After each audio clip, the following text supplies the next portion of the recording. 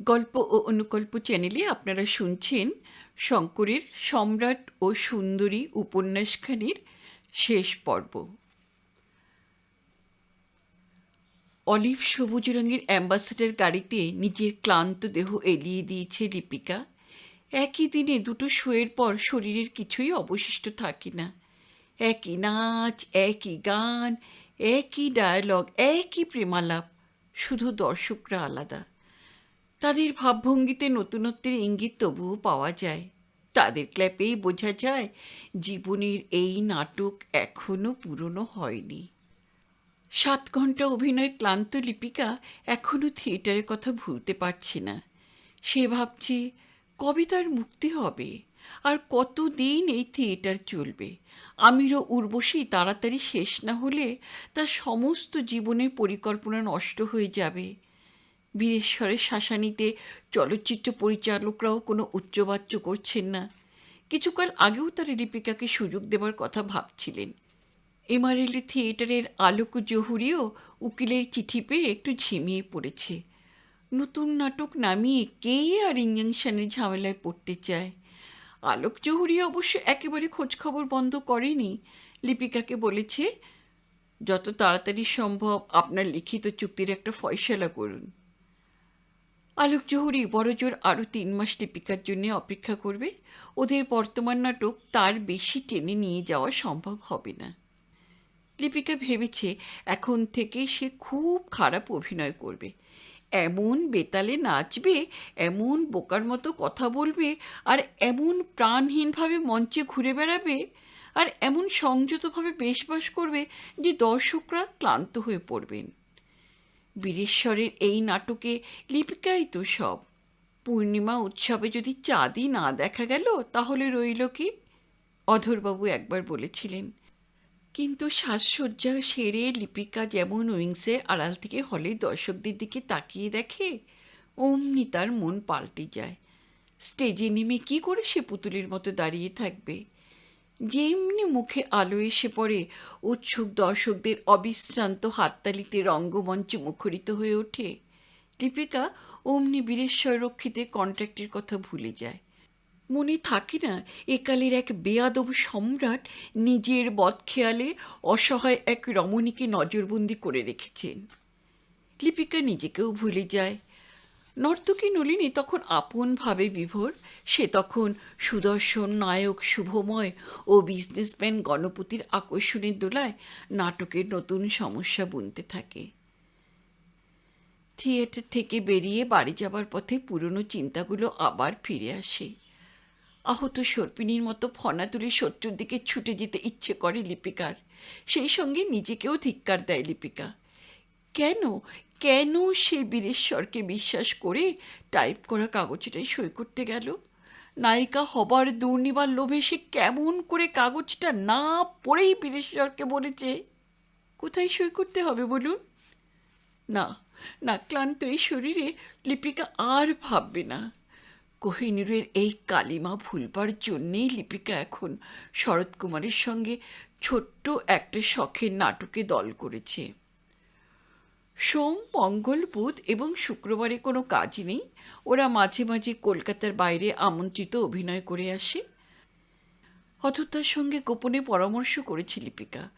অধরতা বলেছে, কেউ যেন না জানতে পারে তোমাদের দুজনের কথা ভেবেই একটা ছোট্ট নাটক লিখে রেখেছি। কাব্য নাটক, কোনো সিন সিনারি নেই, মাত্র 2টি চরিত্র। বক্স অফিসের জঞ্জাল না ঘেঁটে শুধু নাটক আর অভিনয়ের কথা ভেবে এই বই লিখেছি। কিন্তু দেখো, আমার নাম যেন গোপন থাকে। দুঃখ পেয়েছে লিপিকা। যদি আপনার নামই জানা না গেল তাহলে আপনার কি লাভ হবে অধরদা? অধরদা ম্লান হেসে বলেছে, নাট্যকারের নাম দাও পরিচয় গুপ্ত। যদি কখনো তেমন সময় আসে তখন সবাই জানবে অধর চাটুর্যে বস্তা পচা বক্স অফিস নাটক ছাড়াও অন্য কিছু লিখতে পারত। লিপিকা একবার ভেবেছিল অধরদের নামটা তাদের প্রোগ্রামে বড় বড় করে ছাপিয়ে দেবে, কিন্তু তারপর খেয়াল হয়েছে ভালো করতে গিয়ে মন্দ হবে। অধরদা বিনা অপরাধে বীরেশ্বর রক্ষিতের কুনজরে পড়ে যাবে। নামের ব্যাপারে অধৈর্য কোনো দুর্বলতা প্রকাশ করে না। লিপিকাকে সান্ত্বনা দিয়ে বলে, আমাদের এই অভাগা দেশে সংবাদপত্রে, পাঠ্যপুস্তকে, সিনেমায় কার ছেলে যে কাকে বাবা বলছে, বই লেখে একজন, নাম ছাপা হয় অন্য একজনের। থিয়েটারের জন্য কি আলাদা আইন হতে পারে মা? অযথা লেখার নাটকটা কয়েকবার মহড়া দেওয়া হয়েছে। আগামীকালও রিহার্সালে বসা প্রয়োজন, অথচ শরৎবাবুকে বলতে ভুল হয়ে গেল। বাড়ির সামনে গাড়ি থেকে নেমে ড্রাইভার পরশুরামকে লিপিকা বলল, আগামীকাল শরৎবাবুর বাড়িতে এই চিঠিটা দিয়ে দিও, এবং উনি যদি এখানে আসতে চান সঙ্গে করে নিয়ে এসো। শরৎকুমার যথাসময়ে এসেছিল। চমৎকার মানুষ, মনটি ছেলে মানুষের মতো। থিয়েটারের পোকা মাথায় ঢুকিয়ে ব্যাংকের পাকা চাকরি নষ্ট করেছে বিএ পাস শরৎকুমার। লিপিকা জিজ্ঞেস করলে নায়ক শরৎকুমার বলে, দু নৌকো পা দিয়ে সমস্ত জীবন কি চলা যায় মিস সেন? ভাবুন তো, উত্তম কুমার যদি সারা জীবন পোস্ট কমিশনার্সে চাকরি করতেন তাহলে কি অবস্থা হতো? কেন, গিরিশবাবু তো বহুকাল মার্চেন্ট অফিসে কেরানিগিরি করেছিলেন। গিরিশবাবুর যুগ এবং এ যুগের মধ্যে অনেক তফাৎ মিস সেন। গিরিশবাবুর যুগে দুটো বউ রাখা যেত, এখন কি যায়? এই বলে শরৎকুমার হেসে ফেলেছিল। কলকাতার বাইরে নতুন নাটকের দু একটা অভিনয় বেশ হলো। ভিড় তেমন না হোক, মনে শান্তি পেয়েছে লিপিকা। অনাবৃত দেহ ভাঙিয়ে এই নাটকে দর্শকদের মনোরঞ্জন করতে হয় না। নিজের অভিনয় ক্ষমতার সম্বন্ধে মনোবল পাচ্ছে লিপিকা। অধৈর্যার কানেও এসব খবর গিয়েছে। কোহিনূরের সাজঘরে অধৈর্যা চুপি চুপি বলেছে, তোমাদের অভিনয় দেখবার ইচ্ছে হয় খুব, কিন্তু উপায় নেই। সাহেবকে চটানোর মতো আর্থিক সামর্থ্য ঈশ্বর এই জীবনে আমাকে আর দিলেন না। তারপরেই বোমা ফাটল। বীরেশ্বর দাঁতে দাঁত চেপে বলেছিলেন, বড় বার বেড়েছে এই শরৎকুমার, ঘন ঘন লিপিকার বাড়িতে যাতায়াত করছে। ছোকরা কি জানে না কোথায় হাত বাড়াচ্ছে? নরহরিকে ডাক দিয়েছিলেন বীরেশ্বর। ওই ছোঁড়া শরৎকুমারের ফাইলটা দেখি নরহরি। বীরেশ্বরের এক হুকুমে শরৎকুমারের ব্ল্যাঙ্ক রেজিগনেশন লেটারটা বার করে দিয়েছিল নরহরি। 1 মাসের মাইনে ধরিয়ে দিয়ে ওকে দূর করে দাও কাল থেকে, বীরেশ্বর নির্দেশ দিয়েছিলেন, এবং অনুগত নরহরি সঙ্গে সঙ্গে হুকুম তামিল করেছিল। পরের জিনিসের দিকে হাত বাড়াবার শাস্তিটা কি এবার বুঝুক শরৎ, নিজের মনেই বলেছিলেন বীরেশ্বর। চারদিকের অবস্থা বুঝে নর্তকী লিপিকা এবার নত হবে আশা করেছিলেন বীরেশ্বর রক্ষিত, কিন্তু আত্মসমর্পণের কোনো লক্ষণই এখনো পর্যন্ত দেখা যাচ্ছে না। গরবিনী রমণীর ঔদ্ধত্য যেন বেড়েই চলেছে। সুন্দরীকে শাসন করবার জন্যে নিরপরাধ শরৎকুমারের চাকরি নষ্ট হলো, তার জায়গায় নতুন নায়ক সুদর্শন কুমারকে আনিয়েছেন বীরেশ্বর। শরৎকুমারের ভবিষ্যৎ সমূলে বিনাশের জন্য বীরেশ্বর গোপন নির্দেশ দিয়েছেন। নরহরি কিছু খরচ করে 2-1 পত্রিকায় শরৎকুমারের বিরুদ্ধে বিরূপ মন্তব্য লিখিয়েছে। লিপিকার মতো ব্যক্তিত্বশালিনী অভিনেত্রীর পাশে নায়ক শরৎকুমারকে প্রাণহীন পুতুলের মতো মনে হতো। কি সৌন্দর্যে, কি ব্যক্তিত্বে শরৎকুমার লিপিকা দেবীর নখের যোগ্য ছিল না। তাকে পরিবর্তন করে নাট্যকার নির্দেশক বীরেশ্বর রক্ষিত অপ্রিয় অথচ প্রয়োজনীয় কাজ করেছেন। নবাগত সুদর্শন কুমারকে আমরা স্বাগত জানাই। অভিনেত্রীর কোনো অভিমত নেই। বীরেশ্বর যাকেই পাঠাবেন তার সঙ্গেই দৃশ্যের পর দৃশ্যে লিপিকাকে প্রেমের খেলায় মাততে হবে। লিপিকা এসে সুদর্শন কুমারের হাত ধরে। মুখে চোখে প্রথম প্রেমের পুলক সঞ্চার করে লিপিকা বলে, শুভময়বাবু, হোটেলের এই ক্যাবারে জীবন আমার আর ভালো লাগে না। আমাকে এই বন্দিশালা থেকে মুক্ত করে অন্য কোথাও নিয়ে চলুন শুভময়বাবু। কত সহজে, কত আবেগের সঙ্গে লিপিকা কথাগুলো বলে, এবং দর্শকদের করতালিতে রঙ্গশালা মুখর হয়ে ওঠে। শরৎকুমারের জন্য চোখের জল ফেলেছে লিপিকা। একবার ভেবেছিল দুজনে মিলে থিয়েটার পার্টি করে বাংলা গ্রামে গ্রামে, আসামে, উড়িষ্যায় ঘুরে বেড়াবে। কিন্তু লিপিকার তো মুক্তি নেই। যেখানেই যাক কোহিনূরে অভিনয়ের দিনে তাকে কলকাতায় হাজির হতেই হবে। একবার মফস্বল থেকে ফিরতে গিয়ে ট্রেন বিভ্রাট হলো। নির্ধারিত সময়ে অনুপস্থিত থাকার জন্য বীরেশ্বর সঙ্গে সঙ্গে আইনের ভয় দেখিয়েছেন।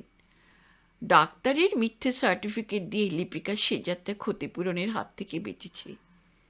এইভাবে শরৎ কুমারের চলে না। সাংবাদিকদের বিরূপ মন্তব্য পড়ে মফস্বলের দর্শকরাও তাকে আর চায় না। কোনো পথ খুঁজে না পেয়ে বেচারা এখন এমআরএলএ থিয়েটারে অর্ডিনারি পার্শ্বচরিত্রের পাঠ নিয়েছে। শরৎ কুমার ক্রমশ ভেঙে পড়ছে। সে ভাবছে যাত্রা দলে ঢুকবে কিনা। চিৎপুরের জীবন অপেরায় একটা সুযোগ আসতে পারে শরৎ কুমারের। অথতা, আপনি কোনো উকিলকে চেনেন? উদ্বিগ্ন লিপিকা একদিন গোপনে অধতার সাহায্য প্রার্থনা করেছে। কয়েকদিন থেকে অধরের শরীর মোটেই ভালো যাচ্ছে না।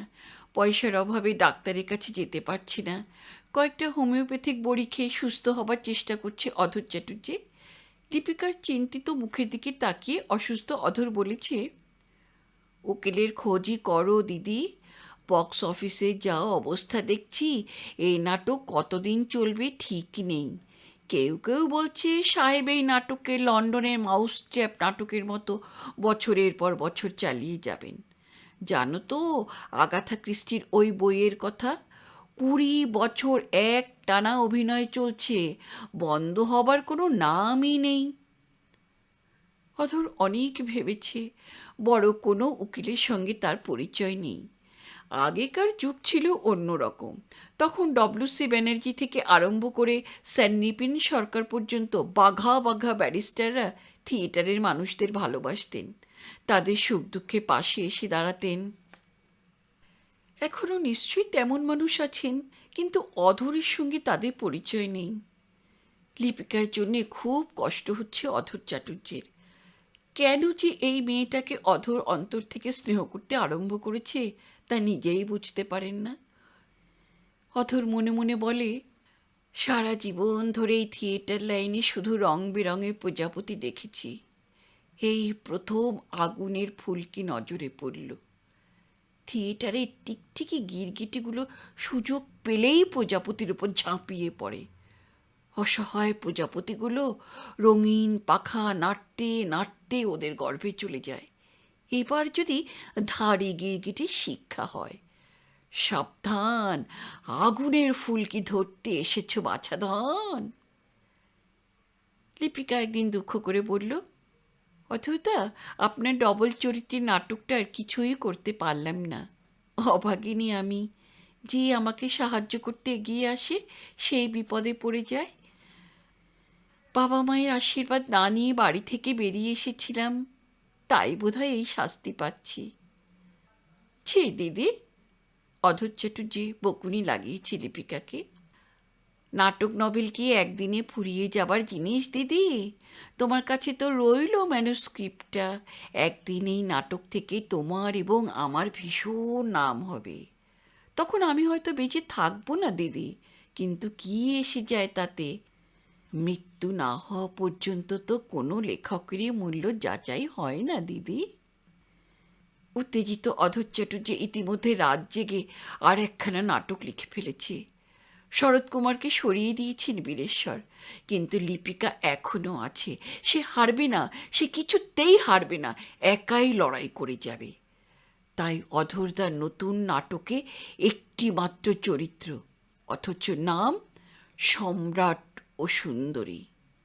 সম্রাটের সুনির্দৃষ্টি পড়েছে এক সুন্দরীর ওপর, তারই মর্মস্পর্শী কাহিনী। লিপিকাকে ডেকে অধর বলেছে, যদি তোমার ডাক শুনে কেউ না আসে, তাহলে তুমি একলাই যাতে চলতে পারো সেই জন্যই এই ব্যবস্থা করলাম দিদি। তুমি একা একা এই নাটক অভিনয় করতে পারবে। সজল চোখে লিপিকা সেই নাটকের পাণ্ডুলিপি অধর তার হাত থেকে নিয়েছিল।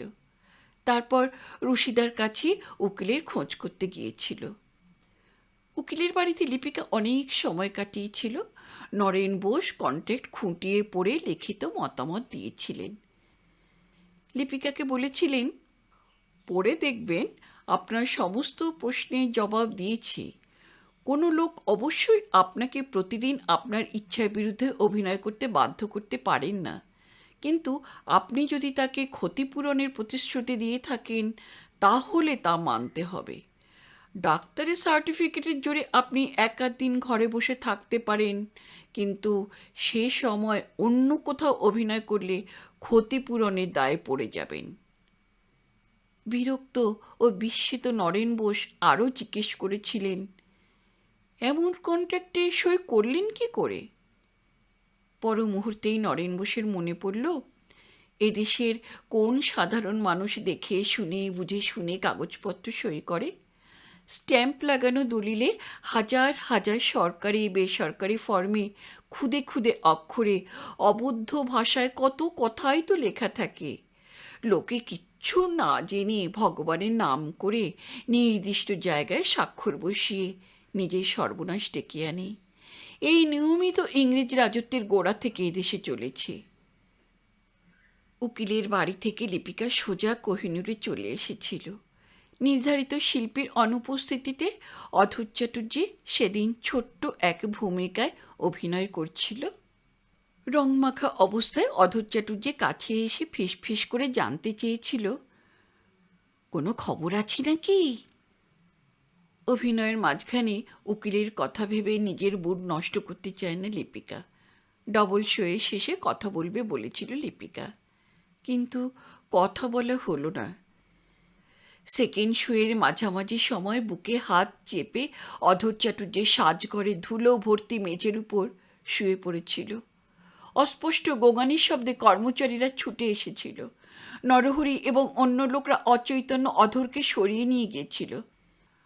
হাসপাতালে যেতে চায়নি অধর, বাড়ি যাবার ইচ্ছে প্রকাশ করেছিল। সেই রাত্রেই অভিনয়ের শেষে লিপিকা ছুটে যেতে চেয়েছিল অধরের বাড়িতে। দুর্গাচরণ মিত্র স্ট্রিটের বিপজ্জনক গলিতে অত রাত্রে একলা যেতে সকলে বারণ করেছিল লিপিকাকে। সারা রাত ঘুম আসেনি লিপিকার। জীবনের স্রোতে ভাসতে ভাসতে বারাণসী থেকে কলকাতায় এসে হঠাৎ কিভাবে এই অধর চ্যাটার্জিকে আপন করে ফেলেছে লিপিকা। ভোরবেলাতেই লিপিকা ছুটেছিল অধরের বাড়িতে। সঙ্গে 500 টাকা নিয়েছিল লিপিকা চিকিৎসার জন্যে। অধর বিছানায় শুয়ে লিপিকাকে দেখে খুব খুশি হলো, তাকে কাছে আসতে ইঙ্গিত করল। তারপর জীবন মৃত্যুর সীমানায় দাঁড়িয়ে স্নেহময় অধর ফ্যাল ফ্যাল করে লিপিকার দিকে তাকিয়ে রইল। সারা জীবন ধরে বিনা প্রতিবাদে সমস্ত শোষণ ও সমস্ত অবিচার যে নীরবে সহ্য করেছে, মৃত্যুর মুখোমুখি দাঁড়িয়ে সেও তীব্র প্রতিবাদে জ্বলে উঠল। লিপিকাকে কাছে ডেকে উত্তেজিত অধর বলল, তুমি তুমি আমাদের বন্যিশিখা, তুমি কিন্তু হার মেনো না দিদি। যেমন করেই হোক, যেমন করেই হোক সম্রাটকে শিক্ষা দিও। আমার নাটকে সেই রকমই লিখে গিয়েছে দিদি। অধরের কপালে হাত বুলোতে বুলোতে লিপিকা বলল, আপনি এখন উত্তেজিত হবেন না অধরদা।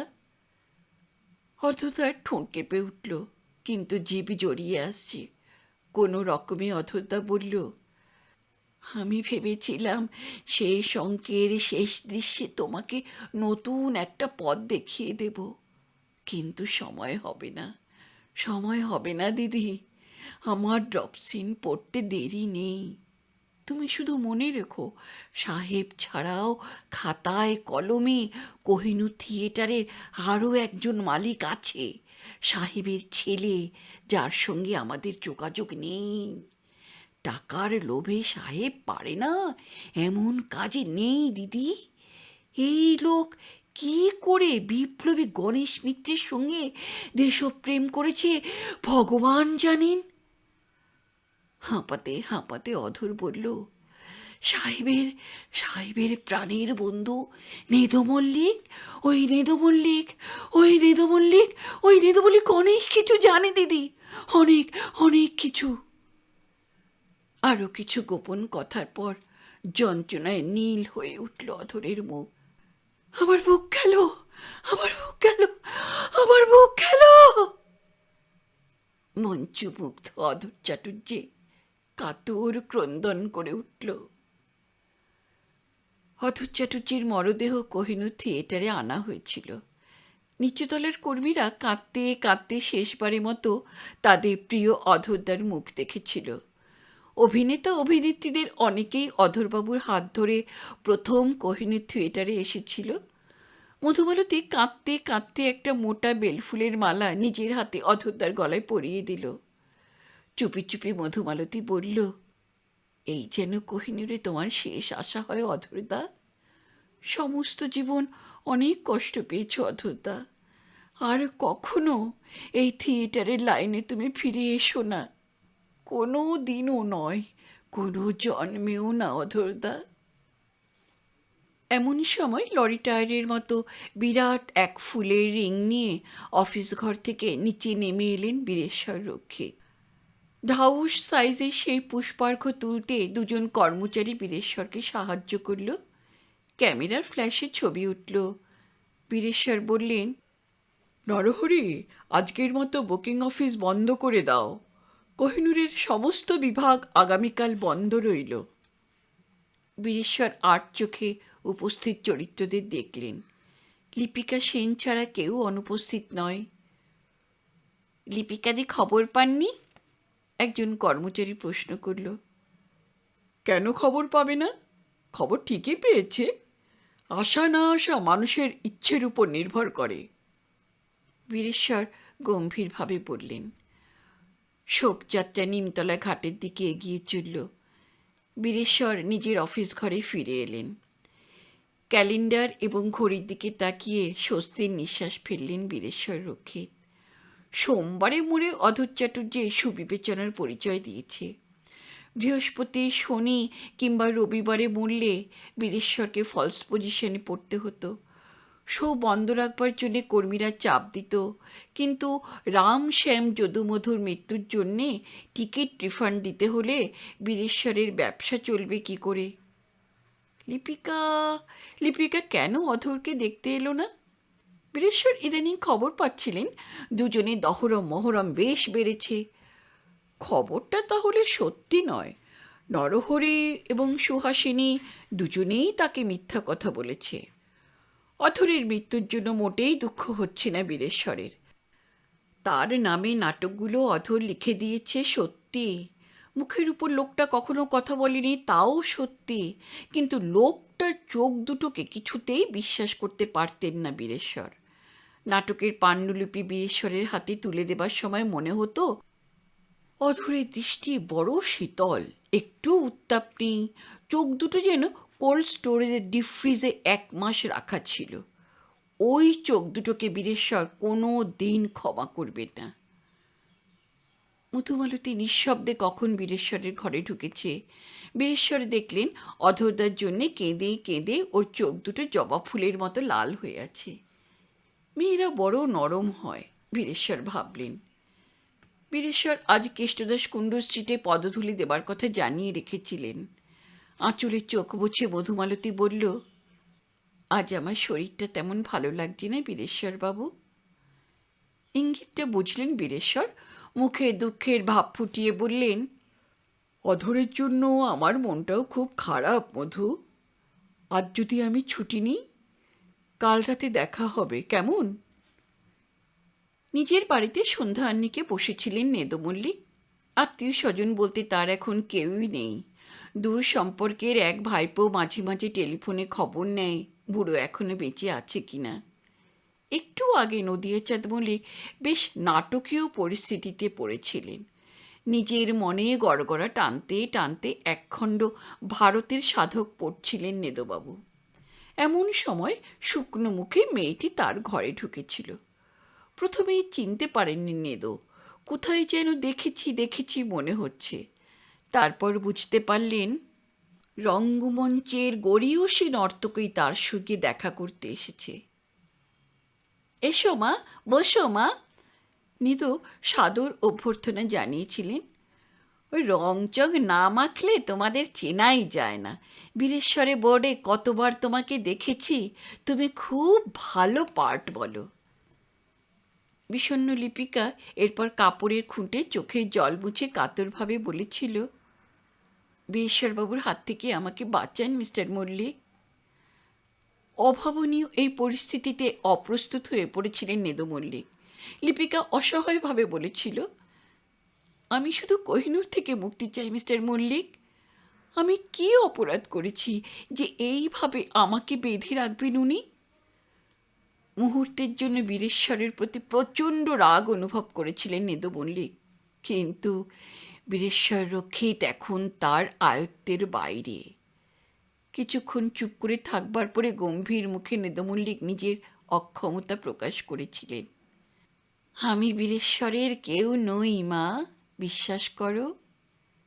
যদি কেউ পারে সে আপনিই পারবেন, আমি শুনেছি। আপনি আমাকে বাঁচান। কাতর অনুনয় করেছিল লিপিকা। নেদু মল্লিকের মুখের দিকে তাকিয়ে লিপিকার মনে শ্রদ্ধার উদ্রেক হচ্ছে। জীবনে অনেক অপরাধ করেছেন নেদু মল্লিক, কিন্তু অসহায় মেয়ে মানুষের চোখের জল তিনি সহ্য করতে পারেন না। মুহূর্তের জন্য নেদু মল্লিক জ্বলে উঠলেন, বললেন, বীরেশ্বরের কাছে একসময় আমার অনেক কথার দাম ছিল মা। বীরেশ্বর তখন সার্পেন্টাইন লেনের ভাঙা বাড়িতে থাকত। কিন্তু সেদিন তো অনেক আগে চলে গিয়েছে মা। এখন এখন কেউ সেরকম নেই? কয়েক মুহূর্ত ভাবলেন নেদু মল্লিক, কিন্তু কোনো উত্তর দিতে পারলেন না। তারপর অনেক কষ্টে লিপিকাকে বিদায় করেছেন নেদু মল্লিক। মেজাজটা নষ্ট হয়ে গেল। নির্জনে হুইস্কির বোতল নিয়ে সন্ধ্যা আন্নিকে বসে নেদু মল্লিক নিজের মনেই বলেছেন, বীরেশ্বর, তুমি বড় বেশি এগিয়ে যাচ্ছ। ভগবানের রাস্তায় ট্রাফিকের যেসব নিয়মকানুন লেখা রয়েছে, no entry, no parking, speed limit, তুমি তো তার কিছুই মানছ না। একটু পরে বীরেশ্বর নিজেই নেদু মল্লিকের আসরে হাজির হলেন। কি খবর দাদা? বীরেশ্বর জিজ্ঞেস করলেন। আমি তো রিটার্ন জার্নির টিকিট কেটে মালপত্র ওজন করিয়ে ট্রেনের অপেক্ষায় ভগবানের প্ল্যাটফর্মে বসে আছি। তোমার কি খবর বীরেশ্বর? এইসব আধ্যাত্মিক কথা বীরেশ্বরের মাথায় ঢোকে না। বীরেশ্বর বললেন, আর দাদা, হাজার রকম ঝামেলা লেগেই আছে। তার মানে এখনো তুমি পার্সোনাল লাগেজ বাড়িয়ে যাচ্ছ? বীরেশ্বর, ভুলে যেও না, আমরা সবাই ওয়েটিং রুমের প্যাসেঞ্জার। পাকা ঘর বাড়ি বানিয়ে বসবাস করবার জন্য আমরা কেউ পৃথিবীতে আসিনি।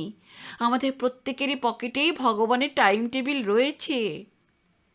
বাজে বাজে ওই ধর্মের বইগুলো পড়া ছাড়ো তো। যতক্ষণ শ্বাস ততক্ষণ আস। টাইম টেবিল যখন তুমি দেখবে না প্রতিজ্ঞা করেছ, তখন কিছু রসের কথা শোনাও ভাই। নেদু মল্লিক অনুরোধ করলেন, তার আগে মায়ের চরণামৃত একটু মুখে দাও। মাফ করো দাদা। বীরেশ্বর মদ খেতে রাজি হলেন না। মদ জিনিসটা তার ভালো লাগে না। নেদু মল্লিক ছাড়া আর কেউ কোনো দিন তাকে মদ স্পর্শ করতেও দেখেনি। বীরেশ্বর, মদ না খেয়েও তোমার চোখে এত রং, রহস্যটা কি বলতে পারো? নেদু মল্লিক সোজাসুজি জিজ্ঞেস করলেন। বীরেশ্বর হাসলেন। একটা কোকোকোলার বোতল খুলে গ্লাসে ঢালতে ঢালতে বললেন, মদের থেকে কোকোকোলায় তো রং বেশি না দুদা। তুমি নাট্যকার, নির্দেশক, আমি পুলিশ এবং শেয়ারের ভূতপূর্ব দালাল। তোমার সঙ্গে সংলাপে পারব কি করে ব্রাদার? তুমি যা বলতে চাইছিলে বলো। হাজার রকম ঝামেলা দাদা, হাজার হাজার ঝামেলা। সিমেন্ট গোডাউনে এনফোর্সমেন্টের লোক তীর্থ করতে এসেছিল। মানে? মানে একটু গঙ্গামাটির খোঁজ করতে। মোটা প্রণামী দিয়ে তাদের সন্তুষ্ট করতে হলো। লিজ দেওয়া প্রপার্টির উপর আদালতে ইনজাংশন চাপাবার চেষ্টা করছিল। উকিল মারফত অন্য পার্টিকে মোক্ষম ল্যাং মারলুম। যুব পার্টির ছোকরারা ফ্রি পাস এবং মোটা টাকা চাঁদা আদায় করতে এসেছিল। খরচ কমাবার জন্য লেকচার দিলুম। সমাজের যা কিছু অত্যাচার অনাচার, তারই বিরুদ্ধে তো নাট্যকার বীরেশ্বর রক্ষিত ফাইট করে যাচ্ছে। জনমত গড়ে তুলছে। মধুমালতী একটু বেঁকে বসেছে। তার দুঃখ, এখনো তাকে 17 বছরে ছুঁড়ি নায়িকার পাঁট দিচ্ছি না কেন। মিষ্টি কথায় মেয়ে মানুষের চিড়ে ভেজাতে হলো। তারপর নেদু মল্লিক ব্যঙ্গ মিশ্রিত কণ্ঠে জিজ্ঞেস করলেন। লিপিকার প্রসঙ্গ এড়িয়ে গিয়ে বীরেশ্বর বললেন, তারপর শ্যামার সংসার। ছুটিতে খোকা আমেদাবাদ থেকে ফিরেছে। ছোকরা ওখানে কি বিদ্যে শিখছে ভগবান জানেন। এদিকে শ্যামার ভীষণ ইচ্ছে বাড়িতে লাল টুকটুকে একটি বৌমা আনে। তা গিন্নি যখন আবদার করছে তখন আপত্তি কে? বীরেশ্বর বরফ ঠান্ডা কোকোকোলা লম্বা চুমুক দিয়ে বললেন, কোন দুঃখে আমার আপত্তি থাকতে যাবে নে দোদা। দেহবল বলো দেহবল, বুদ্ধিবল, ধনবল সবই তোমার বীরেশ্বরের আছে, নেই শুধু লোকবল। সুতরাং বাড়িতে একজন লোক বাড়লে আমার পক্ষেই তো ভালো। কিছু কিছু সম্পত্তি আর একটা নামে ট্রান্সফার করে দেওয়া যাবে। তাহলে লাগিয়ে দাও বীরেশ্বর। মাথায় কোনো মতলব চাপলে তুমি তো চুপ করে বসে থাকো না বাবা। খোকনের কাছে আমার কথার কি কোনো মূল্য আছে নেদোদা? বীরেশ্বর দুঃখ প্রকাশ করলেন। বীরেশ্বর, ওই এক জায়গায় তাহলে তোমার হুকুম চলে না। তোমার একমাত্র সন্তান নির্মল নিজের ইচ্ছে মতোই চলে, তাকে এখনো আয়ত্তে আনতে পারোনি না? স্নেহশীল বীরেশ্বর শান্তভাবে বললেন, যেমন ইচ্ছে তেমন চলুক। কি বলো দাদা? খোকনের যখন বয়স আরেকটু বাড়বে তখন নিশ্চয়ই বুঝবে কত ধানে কত চাল। বাবার ব্যবসাতে তখন নিশ্চয়ই আগ্রহ দেখাবে। ছেলের ব্যাপারে বীরেশ্বর যে নির্মম হতে পারেন না তা নেদু মল্লিক লক্ষ্য করলেন। বীরেশ্বর, তোমার ছেলে এখন কি করে? মোটা মোটা বই মুখে গুজে বসে থাকে, মায়ের সঙ্গে গল্প করে, আর আমি কাছে গেলেই কিন্তু সে গল্প বন্ধ করে দেয়। বীরেশ্বরকে বোকার মতো হাসতে দেখলেন নেদু মল্লিক। ছেলের যখন বইপত্তরে রুচি হয়েছে তখন প্রথমেই সিমেন্টে না ঢুকিয়ে থিয়েটারে ঢুকিয়ে দাও। ওটা তো শিক্ষিত লোকেদের লাইন। আমতা আমতা করছেন বীরেশ্বর। তোমার কাছে কিছুই তো চেপে রাখি না নেদোদা। খোকন এখনো পর্যন্ত আমার কোহিনূরের ভিতরটা পর্যন্ত দেখেনি। কোহিনূরের ভবিষ্যৎ যা দেখছি, আমি চোখ বুঝলেই বাতি নিববে। অথচ এখন এইটাই সবচেয়ে লাভের ব্যবসা। 1 পয়সা ফুর্তি ট্যাক্সও নেই। শেয়ার বাজারে আমার কপাল পুড়েছে মনে হচ্ছে বুঝলে। আমি লোকসানের পর লোকসান খাচ্ছি। নেদু মল্লিক এবার লিপিকার কথাটা পারলেন। চোখ বন্ধ করে বললেন, বীরেশ্বর, একটা মেয়েকে তুমি নাকি জোর করে আটকে রেখেছ। দেশলাই কাঠির মতো জ্বলে উঠলেন বীরেশ্বর। কেউ লাগিয়েছে বুঝি? আমি মাল খাই, কাশি বাজাই, আমার কাছে কে লাগাবে বলো? বিরক্ত বীরেশ্বর দাঁতে দাঁত চেপে বললেন, সামান্য একটা নর্তকীকে আমি দয়া পরবশ হয়ে নায়িকা করতে চেয়েছিলাম নেদোদা। অমনি সে মাথায় চড়ে বসতে চাইল। আমাকে অপমান করে কেউ কোনোদিন ছাড়া পেয়েছে? বীরেশ্বরের কথা মতো না চললে ওই নর্তকী রাস্তায় ভিক্ষে করবে। এই তোমাকে আজ আমি বলে রাখলাম নেদোদা। বিরক্ত নেদু মল্লিক এবার এক মনে আহ্নিক শুরু করলেন। নিজের গ্লাস শূন্য করে জিজ্ঞেস করলেন, তাহলে বীরেশ্বর? যেরকম কর্ম করবে তাকে সেই রকম ফল ভোগ করতে হবে নেদোদা। তুমি সেখানে কি করবে বলো? বীরেশ্বর উঠে পড়লেন এবং নেদু মল্লিকও আর কোনো কথা বললেন না। বীরেশ্বরের ফাঁদ থেকে মুক্তি পাওয়ার পথ খুঁজছে লিপিকা। তার বর্তমান ও ভবিষ্যৎ নষ্ট করবার জন্যে মহাপরাক্রমশালী বীরেশ্বর যে বদ্ধপরিকর তা লিপিকা বেশ কয়েকজনের কাছে শুনেছে। এই ষড়যন্ত্রের জাল থেকে বেরিয়ে আসবার জন্য মরিয়া হয়ে উঠেছে লিপিকা। অনেক রকম চেষ্টা করেছে লিপিকা, কিন্তু বীরেশ্বর রক্ষিতকে পুরোপুরি চিনতে তার এখনও দেরি আছে। নতুন কোনো পথ খুঁজে না পেয়ে অসহায় লিপিকা আবার এসেছিল নেদু মল্লিকের কাছে। বীরেশ্বরের ব্যবহারে একটু ক্ষুণ্ণ হয়েছেন নেদু মল্লিক। লিপিকাকে চেয়ারে বসিয়ে নেদু বললেন, চেষ্টা করেছিলাম মা, হলো না। টাকা এবং মেয়ে মানুষের ব্যাপারে বীরেশ্বর কারো কথা শোনে না। ম্লান মুখে লিপিকাকে উঠতে দেখে নেদু মল্লিকের হঠাৎ দয়া হলো। জিজ্ঞেস করলেন, উকিলরা কি বলছে? তোমার কোনো পথ খোলা আছে? মাথা নিচু করে দাঁড়িয়ে রইল লিপিকা। ওর অবস্থা বুঝতে পেরে নেদো বললেন, আইনের কূটবুদ্ধিতে কে আর বীরেশ্বরের সঙ্গে পেরে উঠবে? নিজের বউকে পর্যন্ত কাগজে কলমে ডাইভোর্স করে রেখেছে। গোপন খবরটা মুখ ফসকে বেরিয়ে এলো। চমকে উঠল লিপিকা। তারপর মাথা নিচু করে আস্তে আস্তে বিদায় নিল। এখন লিপিকার সামনে নতুন কোনো পথ খোলা রইল না। মরবার আগে অধরতা যে চরম পথের ইঙ্গিত দিয়েছেন তা চেষ্টা করে দেখবার আগে আইনের দিকটা লিপিকা সাবধানে যাচাই করে নিতে চায়। মনের এই অবস্থায় নরেন বোস উকিলের আলিপুরের বাড়িতে হাজির হয়েছে লিপিকা। নরেন বোস ঝানু উকিল। বীরেশ্বরের পেপার ডাইভোর্সটা তিনিই ব্যবস্থা করেছিলেন। বিচক্ষণ উকিল বীরেশ্বরকে পরামর্শ দিয়েছিলেন, ভুলেও কলকাতায় কেস ফাইল করবেন না, পাবলিসিটি হবে। তাছাড়া আইন ফাঁকি দেবার জন্য আইনের আশ্রয় নেওয়াটাও আইনসঙ্গত নয়। নরেন বোস চুঁচুড়ো না বহরমপুর কোথা থেকে কাজটা সুসম্পন্ন করেছিলেন। সেই নরেন বোসের কাছে লিপিকার যাতায়াতের খবর বীরেশ্বর যথাসময়ে পেয়েছেন। সাধে কি আর পরশুরাম পাত্রকে লিপিকার ড্রাইভার হিসাবে মনোনীত করেছিলেন তিনি? খবর পেয়ে চুপ করে বসে থাকেননি বীরেশ্বর রক্ষিত।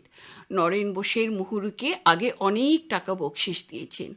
তারই সুবাদে মাত্র 5খানা 10 টাকার নোটের বদলে লিপিকার সম্বন্ধে নরেন বোসের লিখিত পরামর্শের একটা কপি সংগ্রহ করে ফেলেছেন বীরেশ্বর। টাইপ করে সেই কাগজটি সামনে নিয়ে বীরেশ্বর মিটমিট করে হাসছেন। নিজের প্রতিভায় তিনি নিজেই আশ্চর্য হয়ে যাচ্ছেন। বীরেশ্বর ভাবছেন, আমেরিকায় জন্মালে নিশ্চয়ই তিনি সিআইএর গোয়েন্দা সম্রাট হতে পারতেন। রাশিয়ায় জন্মালে কেজিবির কর্তা হতে পারতেন তিনি। নরেন বোসের লিখিত মতামত পড়তে পড়তে নিজের চোয়াল চেপে ধরলেন বীরেশ্বর। নর্তকী তাহলে জাল থেকে ছাড়া পাবার জন্যে সব রকম পথ খুঁজে দেখছে। লিপিকা জানতে চেয়েছে, ডাক্তারের সার্টিফিকেট দিয়ে কতদিন সে কোহিনূরে যাওয়া বন্ধ করতে পারে? নরেন বোস উত্তর দিয়েছেন, অসুখের অজুহাতে এক জায়গায় অনুপস্থিত থেকে অন্য কোথাও অভিনয় করা বিপজ্জনক। সুতরাং ছুটি নিলে হাত পা গুটিয়ে বিছানায় বসে থাকতে হবে।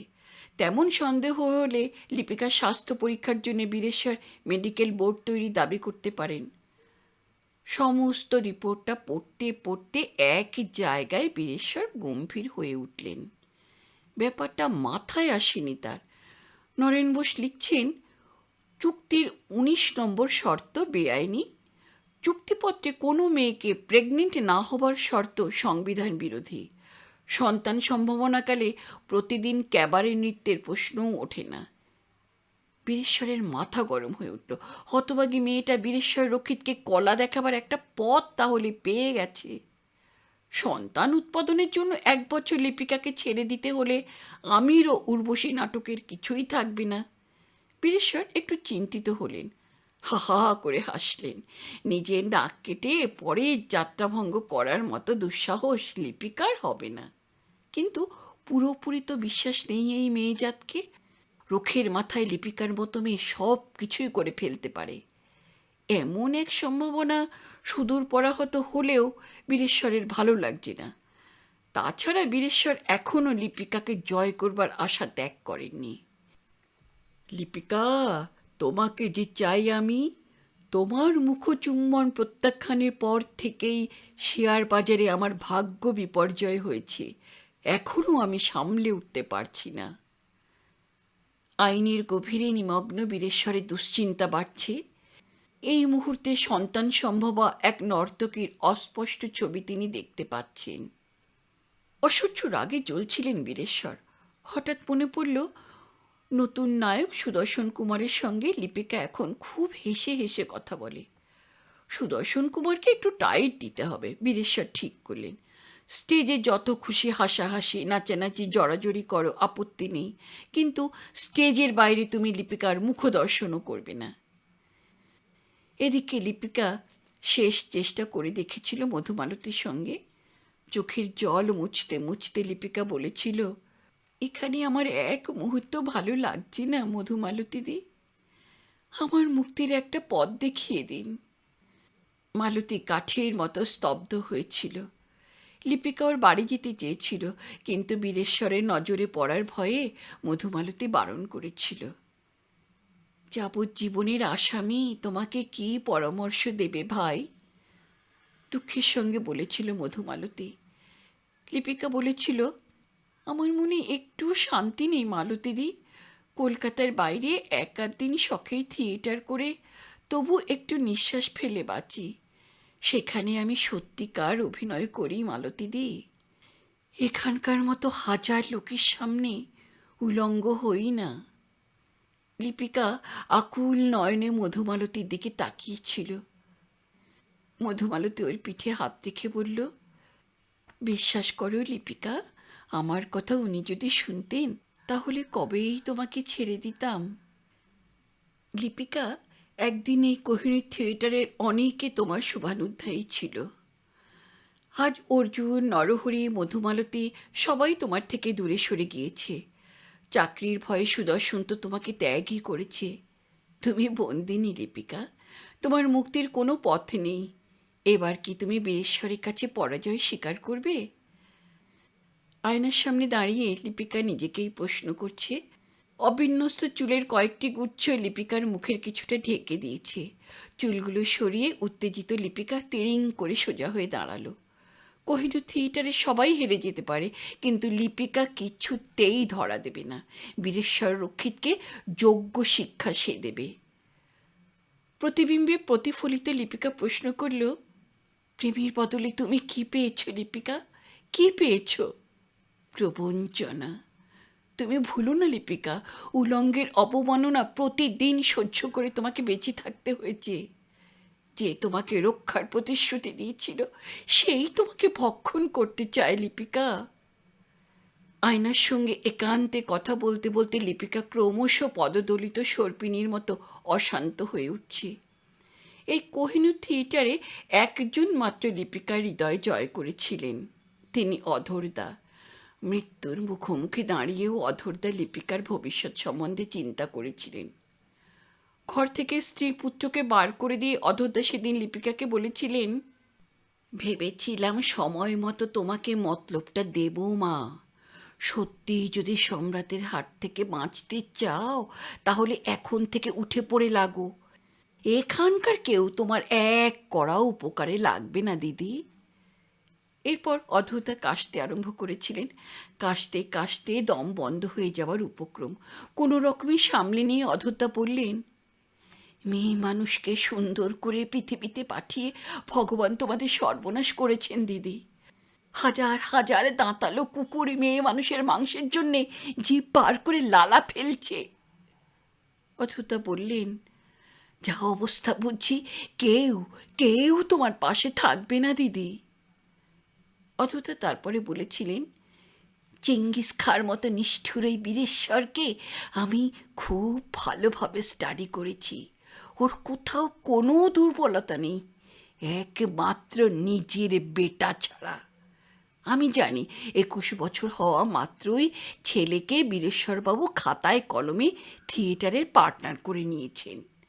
ছোকরা কীরকম আমি কিছুই জানি না, তবে আমরা গাছেও তো অনেক সময় আম হয় দিদি। অধরদার শেষ পরামর্শ, কাঁটা দিয়ে কাঁটা তুলতে হয়। পিতাপুত্রের মধ্যে তেমন সদ্ভাব নেই। অধরদা কোথা থেকে খবর পেয়েছিলেন ঈশ্বরই জানেন। আয়নার সামনে দাঁড়িয়ে লিপিকা এই মুহূর্তে উত্তেজনায় হাঁপাচ্ছে। বীরেশ্বরের সঙ্গে মিটমাটে নেই। এই যুদ্ধ চলছে, এই যুদ্ধ চলবে। যদি প্রয়োজন হয় চরম পথে গ্রহণ করবে লিপিকা। নরেন বোস তো বলেছেন, আইনের ভয় দেখিয়ে সন্তান সম্ভাবনা বন্ধ করা যায় না।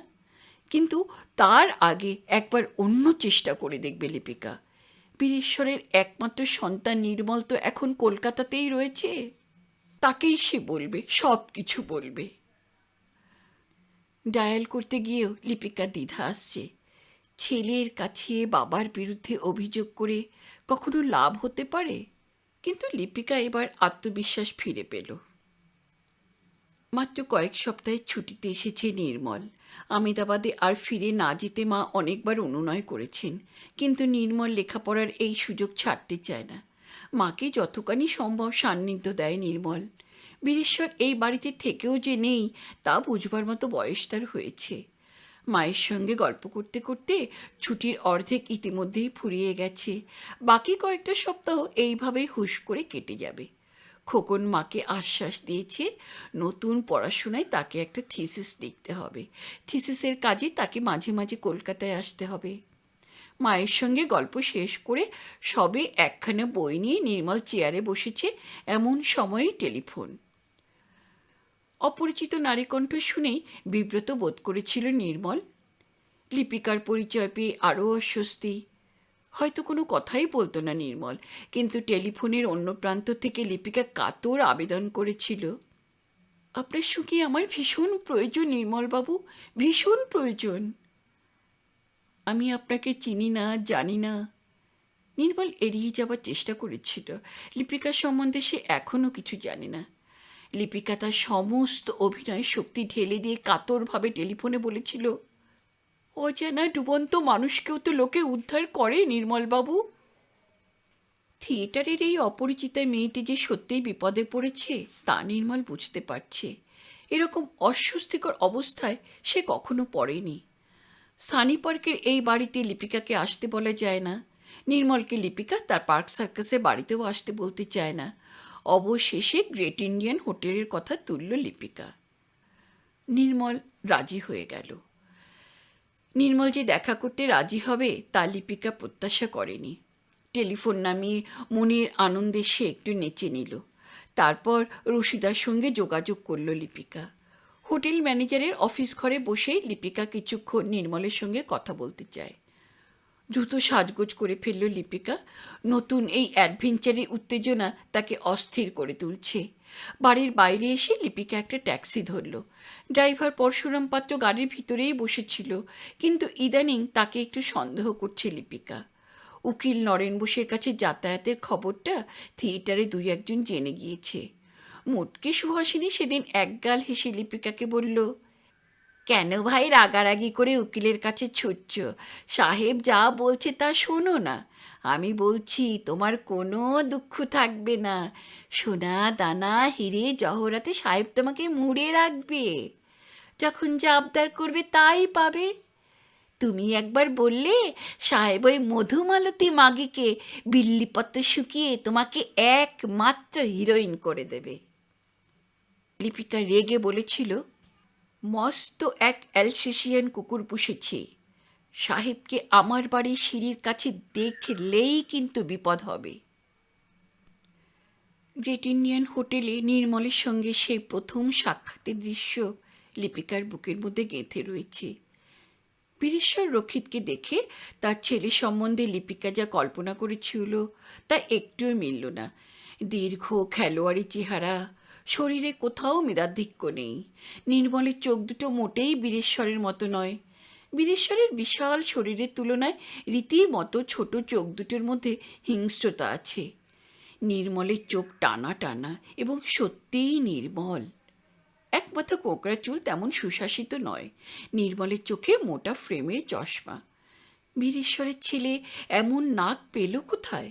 লিপিকার হঠাৎ খেয়াল হলো যে মিসেস রক্ষিতকে সে কখনো দেখেনি। আপনাকে এর আগে কোনোদিন দেখেছি বলে মনে হচ্ছে না তো। লিপিকার এই কথায় নির্মল সহজভাবে বলল, কেমন করে দেখবেন, আমি তো কোনোদিন কোহিনূর থিয়েটারে যাইনি।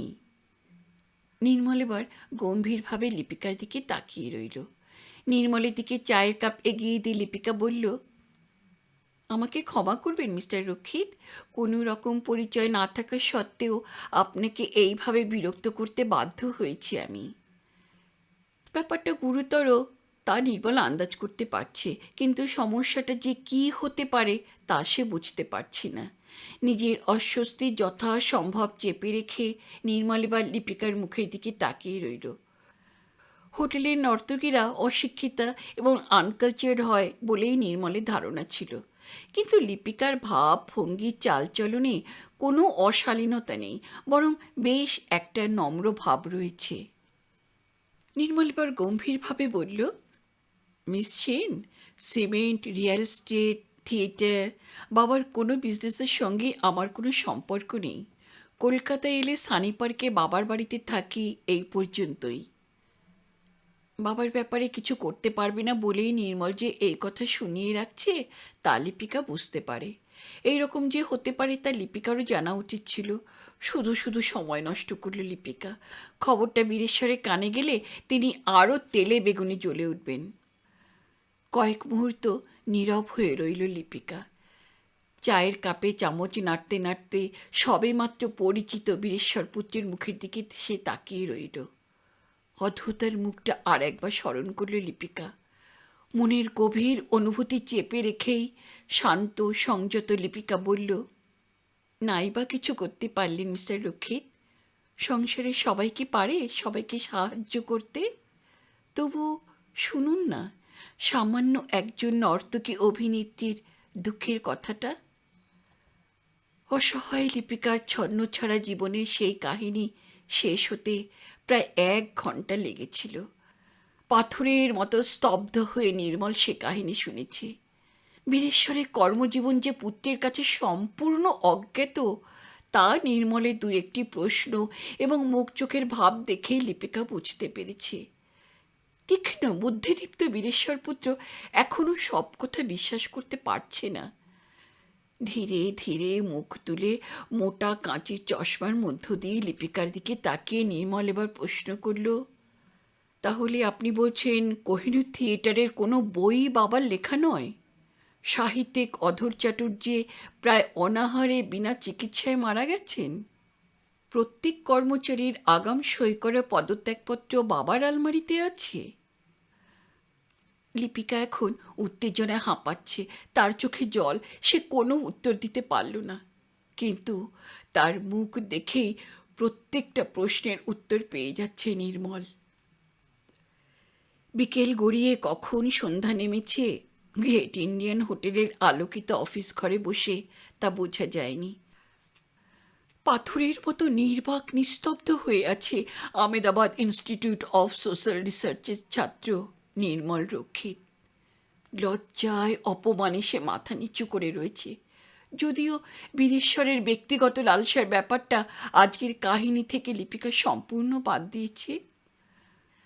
চোখের চশমাটা খুলে রুমালে মুছতে মুছতে নির্মল প্রশ্ন করেছে, আপনি বলছেন কোহিনূরের কর্মচারীরা, শিল্পীরা তবুও চুপচাপ রয়েছেন? তাদের নিজস্ব কোনো দায়িত্ব নেই? লিপিকা নিজেই কিছুক্ষণ চুপ করে রইল। তারপর নির্মলের মুখের দিকে তাকিয়ে বলল, এই থিয়েটারের প্রধান অংশীদার হয়ে আপনিও তো কোনো খোঁজখবর রাখলেন না নির্মলবাবু? ব্যাপারটা মনেই ছিল না নির্মলের। বাবার অনেক কাগজপত্রে তার নামটাও জড়ানো আছে। এসব করবার আগে বাবা সবসময় বউ এবং ছেলের মতামত নেন না। বিষণ্ণ মুখে নির্মল নিজের কপাল টিপে ধরল। তারপর বলল, আমাকে কয়েকটা দিন একটু ভেবে দেখবার সময় দেবেন miss Sen? Great Indian hotel থেকে রাস্তায় বেরিয়ে নির্মল রক্ষিত পায়ে হাঁটতে আরম্ভ করেছে। কলকাতার লক্ষ লক্ষ কয়লা উনুনের ভারী বিষাক্ত ধোঁয়া সন্ধ্যার সুযোগে অসহায় নাগরিকদের শ্বাসরোধ করবার জন্য গুপ্তঘাতকের মতো লঘু পদক্ষেপে এগিয়ে আসছে। নির্মলের চোখ জ্বালা করছে। রেড রোড ধরে উদ্দেশ্যহীনভাবে হাঁটছে 25 বছরের সুশিক্ষিত যুবক নির্মল রক্ষিত। আকাশে চাঁদ উঠেছে। চাঁদটার দিকে তাকিয়ে নির্মল বলল, আজ আমি বড়ই বিব্রত। নিজের কানে যাকে পিতৃনিন্দা শুনতে হয় তার থেকে অভাগা এই পৃথিবীতে কে আছে? করের মাঠের জনহীন পথ ধরে হাঁটতে হাঁটতে নির্মলের মনে হচ্ছে চাঁদের মুখে চাপা হাসি। চাঁদ, তুমি হাসছো কেন? চাঁদের হাসির কারণটা নির্মল এবার যেন বুঝতে পারছে। চাঁদ বলছে, নির্মল রক্ষিত, বেশ আছো তুমি। 1 পয়সা রোজগার না করেও তোমার হিসেবের খাতায় অনেক ইনকাম জমা হচ্ছে। নিজের হাতে কিছু করো না, কিন্তু অনেক ব্যবসা, অনেক সম্পত্তির অংশীদার হয়ে বসে আছো তুমি। অথচ তোমার মনে কত দম্ভ। তোমার ধারণা তুমি রীতিমতো আদর্শবাদ। কোনো অন্যায়ের প্রশ্রয় দিতে চাও না তুমি। নিজেকে নির্মল ও পবিত্র রেখেছ বলেই তোমার বিশ্বাস। কিন্তু তোমার প্রতিষ্ঠানের এক অসহায় নারীর ন্যায়সঙ্গত অনুরোধ রাখতে চাও না তো তুমি? সমস্ত জীবন ধরে নানাভাবে জর্জরিত হয়ে সে তোমার করুণা ভিক্ষা প্রার্থী। তোমার হাতের লেখা 2 লাইন একটা চিঠি তার বিশেষ প্রয়োজন, কিন্তু কোহিনূর থিয়েটারে ছাপানো চিঠির কাগজে 2 লাইনের একটা চিঠিতে তুমি লিখতে চাও না। কুমারী লিপিকা সেন সমীপেষু সবিনয় নিবেদন, আপনার ও এই থিয়েটারের মধ্যে সম্পাদিত বিগত 27 জানুয়ারির চুক্তির মেয়াদ শেষ হলো। আপনি ইচ্ছা করলে আমাদের সঙ্গে নতুনভাবে চুক্তি সই করতে পারেন। এটি শ্রী নির্মল রক্ষিত, পার্টনার, কোহিনূর থিয়েটার। নির্মল রক্ষিতের সামান্য একটা স্বাক্ষর দুর্ভাগা এক নারীর জীবন রক্ষা করতে পারে। ক্যাঁচ করে একটা গাড়ি এসে থামল। খোকনবাবু যে! থিয়েটারে গাড়ি নিয়ে যেতে যেতে নরহরি দূর থেকে সাহেবের ছেলেকে ঠিক লক্ষ্য করেছে। এ কি, এমনভাবে হাঁটছেন কেন? অবাক হয়ে যায় নরহরি। আসুন আসুন, ভেতরে আসুন, আমি হিন্দুস্তান হোটেলে ক্যাবারে নর্তকী লুসির সঙ্গে দেখা করতে যাচ্ছি। চুপ করে দাঁড়িয়ে রইল নির্মল। তারপর জিজ্ঞেস করল, নর্তকী ছাড়া আজকাল থিয়েটার হয় না বুঝি নরহরিবাবু? লজ্জা পেয়ে গেল নরহরি। সাহেবের ছেলের মুখে এই ধরনের প্রশ্ন সে আশা করেনি। মাথা নিচু করে নরহরি বলল, সমস্ত থিয়েটারে এখন পাশ্চাত্য নৃত্য ঢোকাতে হচ্ছে। স্বয়ং রামপ্রসাদের বই হলেও তার মধ্যেও ক্যাবারে ঢুকে যাবে। সাহেবের অর্ডার মতো আমরাও কোহিনূর থিয়েটারে ক্যাবারে বাড়িয়ে যাচ্ছি। লুসির পুষি ডান্সটা আমাদের বর্তমান নাটকের 2য় অঙ্কে ঢোকাতে পারলে আবার বাদুড় ছোলা হবে, নাটকের পরমায়ু বেড়ে যাবে। 1 বছর এখন নিশ্চিন্ত থাকা যাবে। উঠুন উঠুন, গাড়িতে উঠুন। নরহরি অনুরোধ করল। নিজের পায়ে একটু হাঁটা স্বাস্থ্যের পক্ষে ভালো। নির্মল এই বলে নরহরিকে এড়িয়ে গেল। কোহিনূর থিয়েটারে আলো অন্ধকারে নাটক কিন্তু সমান তালে এগিয়ে চলেছে। হাউসফুল বোর্ডটা টাঙানো দারোয়ান ভীমপ্রসাদের দৈনন্দিন কাজ হয়ে দাঁড়িয়েছে। বুকিং কাউন্টারে হাদুভার দূরে ভিড়ের চাপে বিরক্ত হয়ে বলেন, নরহরিবাবু, রোজ রোজ এক্সট্রা চেয়ার ভাড়া করে না এনে ওগুলোতে নাম্বার বসিয়ে পাকাপাকি করে ফেলুন। নরহরি মনে মনে বলে, শিশির ভাদুরে আত্মীয় হলেই মাথায় ঘি থাকবে এমন কোনো কথা নেই। ওইসব সিটে পাকা নম্বর বসালে কর্পোরেশন এবং পুলিশের লোকগুলো হুজ্জত বাঁধাবে তো। অফিস ঘরের জানলা থেকে বুকিং কাউন্টারের সামনে বসে দর্শকদের অন্তহীন প্রবাহ দেখে বীরেশ্বর চাপা আনন্দ অনুভব করেন। ভাবেন, কোহিনূরের মতো এঁদো হলেই এই স্টার কিংবা বিশ্বরূপার মতো জায়গা পেলে তিনি সত্যিই ফাটিয়ে দিতেন। কেউ অভিনন্দন জানালে বীরেশ্বর বলেন, ইন্ডিয়াতে কত বাঙালি আছে বলুন? অন্তত 5 কোটি। আমার কোহিনূর হলের ক্যাপাসিটি মাত্র 1000। হাজার নাইটেও 10 লাখের বেশি পাবলিক পাচ্ছি না আমি। দেশের অর্ধেক লোককেও এই নাটক দেখাতে গেলে 25,000 নাইট চালাতে হবে। বীরেশ্বরের এখন কোনো দুঃখ নেই, একমাত্র শেয়ার বাজার ছাড়া, এবং এর জন্যে একমাত্র দায়ী ওই কেউটি সাপের মতো দেমাকি মেয়েটা। বীরেশ্বরের বদ্ধ ধারণা, লিপিকা বশ্যতা স্বীকার করলেই শেয়ার বাজার আবার তার হাতের মুঠোর মধ্যে আসবে। নরেন বসে প্রেগন্যান্সি সংক্রান্ত উপদেশ এখনও বীরেশ্বরের মনে খচখচ করছে। ইউপির এইসব দাম্ভিক প্রবাসী বাঙালি মেয়েদের বিশ্বাস নেই। নিজের নাক কেটেও এরা পরের যাত্রাভঙ্গ করতে পারে। 2-1 দিন ধরে বীরেশ্বর ভাবছেন প্রেগন্যান্সির ব্যাপারে আদালত থেকে আগাম কোনো ইনজাংশন নেওয়া যায় কিনা। কিন্তু যা সব আজকালকার উকিল ব্যারিস্টার হয়েছে, অভিনব পথে আইনকে মক্কেলের জন্য ব্যবহারের কথা তারা ভাবতেই পারে না। অথচ এদেরই কেউ কেউ বছরে 3-4 লাখ টাকা রোজগার করছে। বীরেশ্বর এখন কড়া নজর রেখেছেন লিপিকার উপর। ওর প্রেমের সংলাপ তিনি মন দিয়ে শোনেন। টেবিলে মাইক্রোফোনের বোতাম টিপে দিলেন বীরেশ্বর। রঙ্গমঞ্চে লিপিকা এই মুহূর্তে সুদর্শনের সঙ্গে প্রেমের অভিনয় করছে। এইখানে একটা চুম্বনের ইঙ্গিত আছে। সুন্দরী লিপিকা কন্দর্পকান্তি সুদর্শনের অশান্ত আবদারে আপত্তি করে না। এবার সুদর্শনের বিখ্যাত ডায়ালগ, প্রেমের পথে চুম্বন, কমা, পূর্ণচ্ছেদ না জিজ্ঞাসা চিহ্ন? ঠিক সেই সময় নেপথ্যে ইংরেজি গানের সুর। চুম্বন স্নিগ্ধা নর্তকীর সুললিত কণ্ঠে এবার নতুন গানের সুর গুনগুন করে উঠল। লিপিকা সেন মন প্রাণ ঢেলে প্রেমের অভিনয়ে মত্ত হয়েছে। যে নারীর প্রেমের অভিজ্ঞতা নেই, সে কিভাবে এমন প্রেমের অভিনয় করে বীরেশ্বর তা বুঝতে পারেন না। ক্ষীণ কোটি লিপিকার প্রস্ফুটিত তনুদেহটি মানুষ চোখে দেখতে পাচ্ছেন বীরেশ্বর, যার দেহ এমন সমৃদ্ধ, বনিতার একটু অনুরাগ নেই। কেন? বীরেশ্বরের জানতে ইচ্ছে করে। ভুল সন্দেহ করেননি বীরেশ্বর রক্ষিত।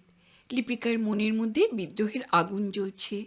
বীরেশ্বর রক্ষিতকে যেভাবে হোক সে যোগ্য শিক্ষা দেবেই, তার জন্যে যেখানে নামতে হয় সে নামবে। লিপিকা ভেবেছিল নির্মল রক্ষিত কতদূর কী করে দেখা যাক, না হলে চরম অস্ত্র তার হাতে তো রয়েছে। বীরেশ্বরকে সে বুঝিয়ে দেবে থিয়েটারের সব মেয়েই মধুমালতীর মতো ভালো মানুষ নয়। কিন্তু ইতিমধ্যে লিপিকার হৃদয় অকস্মাৎ নববসন্তের অনুরাগ সঞ্চারিত হয়েছে। নির্মলকে কয়েকদিন দেখেই কিছুক্ষণ ধরে তার সঙ্গে কথাবার্তা বলে সে মোহিত হয়েছে। বিচিত্র এক সমস্যায় পড়েছে নির্মল। পৃথিবীর কোনো সন্তানই যেন এই রকম পরিস্থিতিতে না পড়ে। সানি পার্কের বাইরে বাবার প্রকৃত রূপটা এই প্রথম সম্পূর্ণভাবে তার চোখের সামনে ধরা পড়ছে। লিপিকার প্রার্থনাও সামান্য। সরল মনে একখণ্ড কাগজে যে সই করেছিল তার নাগপাশ থেকে সে মুক্তি চাইছে। নির্মলের সইয়ের আদৌ কোনো মূল্য আছে কিনা সন্দেহ ছিল, কিন্তু অনেক আলোচনার পরে নির্মল এ সম্বন্ধে নিঃসন্দেহ হয়েছে। ব্যাপারটা অবশ্যই চুপি চুপি সেরে ফেলা যায়। লিপিকাকে একখানা চিঠি লিখে নির্মল নিঃশব্দে আমেদাবাদে ফিরে যেতে পারে। লিপিকা নিজেও প্রথমে সেই রকম চাইছিল। নির্মলের সেই চিঠির জোরে লিপিকা কোহিনূর থেকে বিদায় নেবে, তারপর আইনে শরণাপন্ন হলে বীরেশ্বর নিজেই বেকুব বনে যাবেন। কিন্তু হাঙ্গামা এড়াবার জন্যে চুপি চুপি কিছু করতেও মন চাইছে না নির্মলের। লিপিকার সঙ্গে দেখা করে নির্মল নিজের মনোভাব গোপন করেনি। সে আরও একটু সময় চেয়েছে। অন্য কেউ হলে নগদ বিদায়ের জন্য পীড়াপিড়ি করত, কিন্তু লিপিকা বীরেশ্বরের একমাত্র সন্তানের মনের অবস্থা বুঝতে পারছে। আপনি রাগ করলেন না তো? নির্মল জিজ্ঞেস করেছে। আপনি যে ভাবছেন এতেই ধন্য হয়েছে নির্মলবাবু।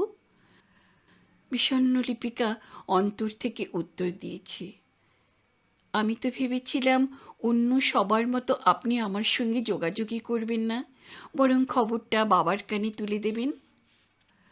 হেসে ফেলেছিল নির্মল। আমার সম্বন্ধে এতটা খারাপ ধারণা করে বসলেন কেন? আমাকে দেখলে কি ওই রকম জাহাবাজ মনে হয় বুঝি? মুখ দেখে মানুষ বোঝা যায় না, এই নির্মম সত্যটুকু লিপিকা যৌবনের প্রারম্ভেই বুঝে নিয়েছে। যাকে নিয়ে সে বারাণসী থেকে বেরিয়ে পড়েছিল তার মুখটা শিশুর মতো নিষ্পাপ ছিল, অথচ রুশিদার মুখখানা দেখলেই মনে হয় দুষ্টু লোক। মেয়েরা ওর কাছে নিশ্চয়ই নিরাপদ নয়। কি ভাবছেন? প্রশ্ন করেছিল নির্মল। নিজের মনের ভাব চেপে রাখেনি লিপিকা। বলেছিল, বাড়ি থেকে বেরিয়ে এই কটা বছরে কম অভিজ্ঞতা সঞ্চয় হলো না নির্মলবাবু। এরপর লিপিকা কোনো কিছুই গোপন রাখেনি। চিরশত্রুর অপরিচিত পুত্রের কাছে নিজেকে এইভাবে খুলে ধরছে কেন লিপিকা বুঝতে পারে না। নির্মলের একান্ত সান্নিধ্যে নতুন অনুভূতি সঞ্চার হয় লিপিকার মনে। নির্মল স্তব্ধ হয়ে নিত্য নাট্যজগতে সাজঘরের কাহিনী শোনে। বীরেশ্বর রক্ষিতের জীবন সম্বন্ধেও সে একটা স্পষ্ট ধারণা করতে উৎসুক। অধর চাটুর্যের পরিবার সম্বন্ধে খবরাখবর নিতে চায় নির্মল। তাদের কথা কোহিনূরের সকলেই যে ভুলে গিয়েছে তা নির্মল কিছুতেই বিশ্বাস করতে পারে না। ওদের সম্বন্ধে খোঁজ খবর নেবার প্রতিশ্রুতি দিয়েছে লিপিকা, এবং দুদিন পরেই গ্রেট ইন্ডিয়ান হোটেলে নির্মলের সঙ্গে লিপিকার আবার দেখা হয়েছে। নাট্যকার অধর চাটুর্যের পরিবারে কোনো খোঁজ খবর পাওয়া যায়নি। অনেক টাকা ভাড়া বাকি থাকায় বাড়িওয়ালা গায়ের জোরে তাদের তুলে দিয়েছে। নির্মলের মুখের দিকে তাকিয়ে সংশয় ও গ্লানির বিচিত্র দোলায় দুলছে লিপিকা। এক একবার ভেবেছে মধুমালতী ও বীরেশ্বরের উপাখ্যানটা নির্মলকে পুরোপুরি শুনিয়ে দেয়, কিন্তু সংকোচ বোধ করেছে লিপিকা। তার উদ্দেশ্য সীমাবদ্ধ, আপন মোহমায়া বিস্তার করে নির্মলের কাছ থেকে মুক্তিপত্র আদায় করতে হবে। বীরেশ্বরবাবু, আপনি হয়তো ভুলে গিয়েছেন আইনের চোখে কোহিনূর থিয়েটারের পার্টনার নির্মল রক্ষিতের সইয়ের দাম আপনার সই থেকে কম নয়। নির্মলের মন কোন দিকে যাচ্ছে তা এখনও লিপিকা স্পষ্ট করতে পারছে না। তবে আজকাল দুজনের মধ্যে অনেক অবান্তর কথা হয়, নাট্যজগতের প্রসঙ্গ উঠে পড়ে। লিপিকা সাহস সঞ্চয় করে নির্মলকে জিজ্ঞেস করেছে, আমার অভিনয় একদিন দেখবেন না? থিয়েটার পাড়ায় পদার্পণের কোনো ইচ্ছে নেই নির্মলের, কিন্তু ব্যাপারটা হালকা করবার জন্য নির্মল রসিকতা করল, সেই তো একজন নায়ক থাকবে এবং ভিলেন থাকবে, তাদের টানাটানিতে নায়িকা কষ্ট পাবে, চোখের জল ফেলবে, তারপর হয় মিলন নয় বিচ্ছেদ। ভিলেন এবং নায়ক সম্পর্কে অধরদার একটা কথা মনে পড়ে গেল লিপিকার। ওর মুখে হাসি দেখে নির্মল জিজ্ঞেস করল, হাসছেন কেন? সলজ্জভাবে লিপিকা বলল, অধরদা বলতেন নায়ক এবং ভিলেনের মধ্যে তফাৎ খুব সামান্য। নায়ক ভাবে প্রত্যেক স্ত্রীলোকই মহিলা, আর ভিলেনের ধারণা প্রত্যেক মহিলাই মেয়ে মানুষ। কোহিনূর নাট্যমঞ্চে থিয়েটার দেখতে নির্মলের যে আগ্রহ নেই তা লিপিকা বুঝতে পেরেছে।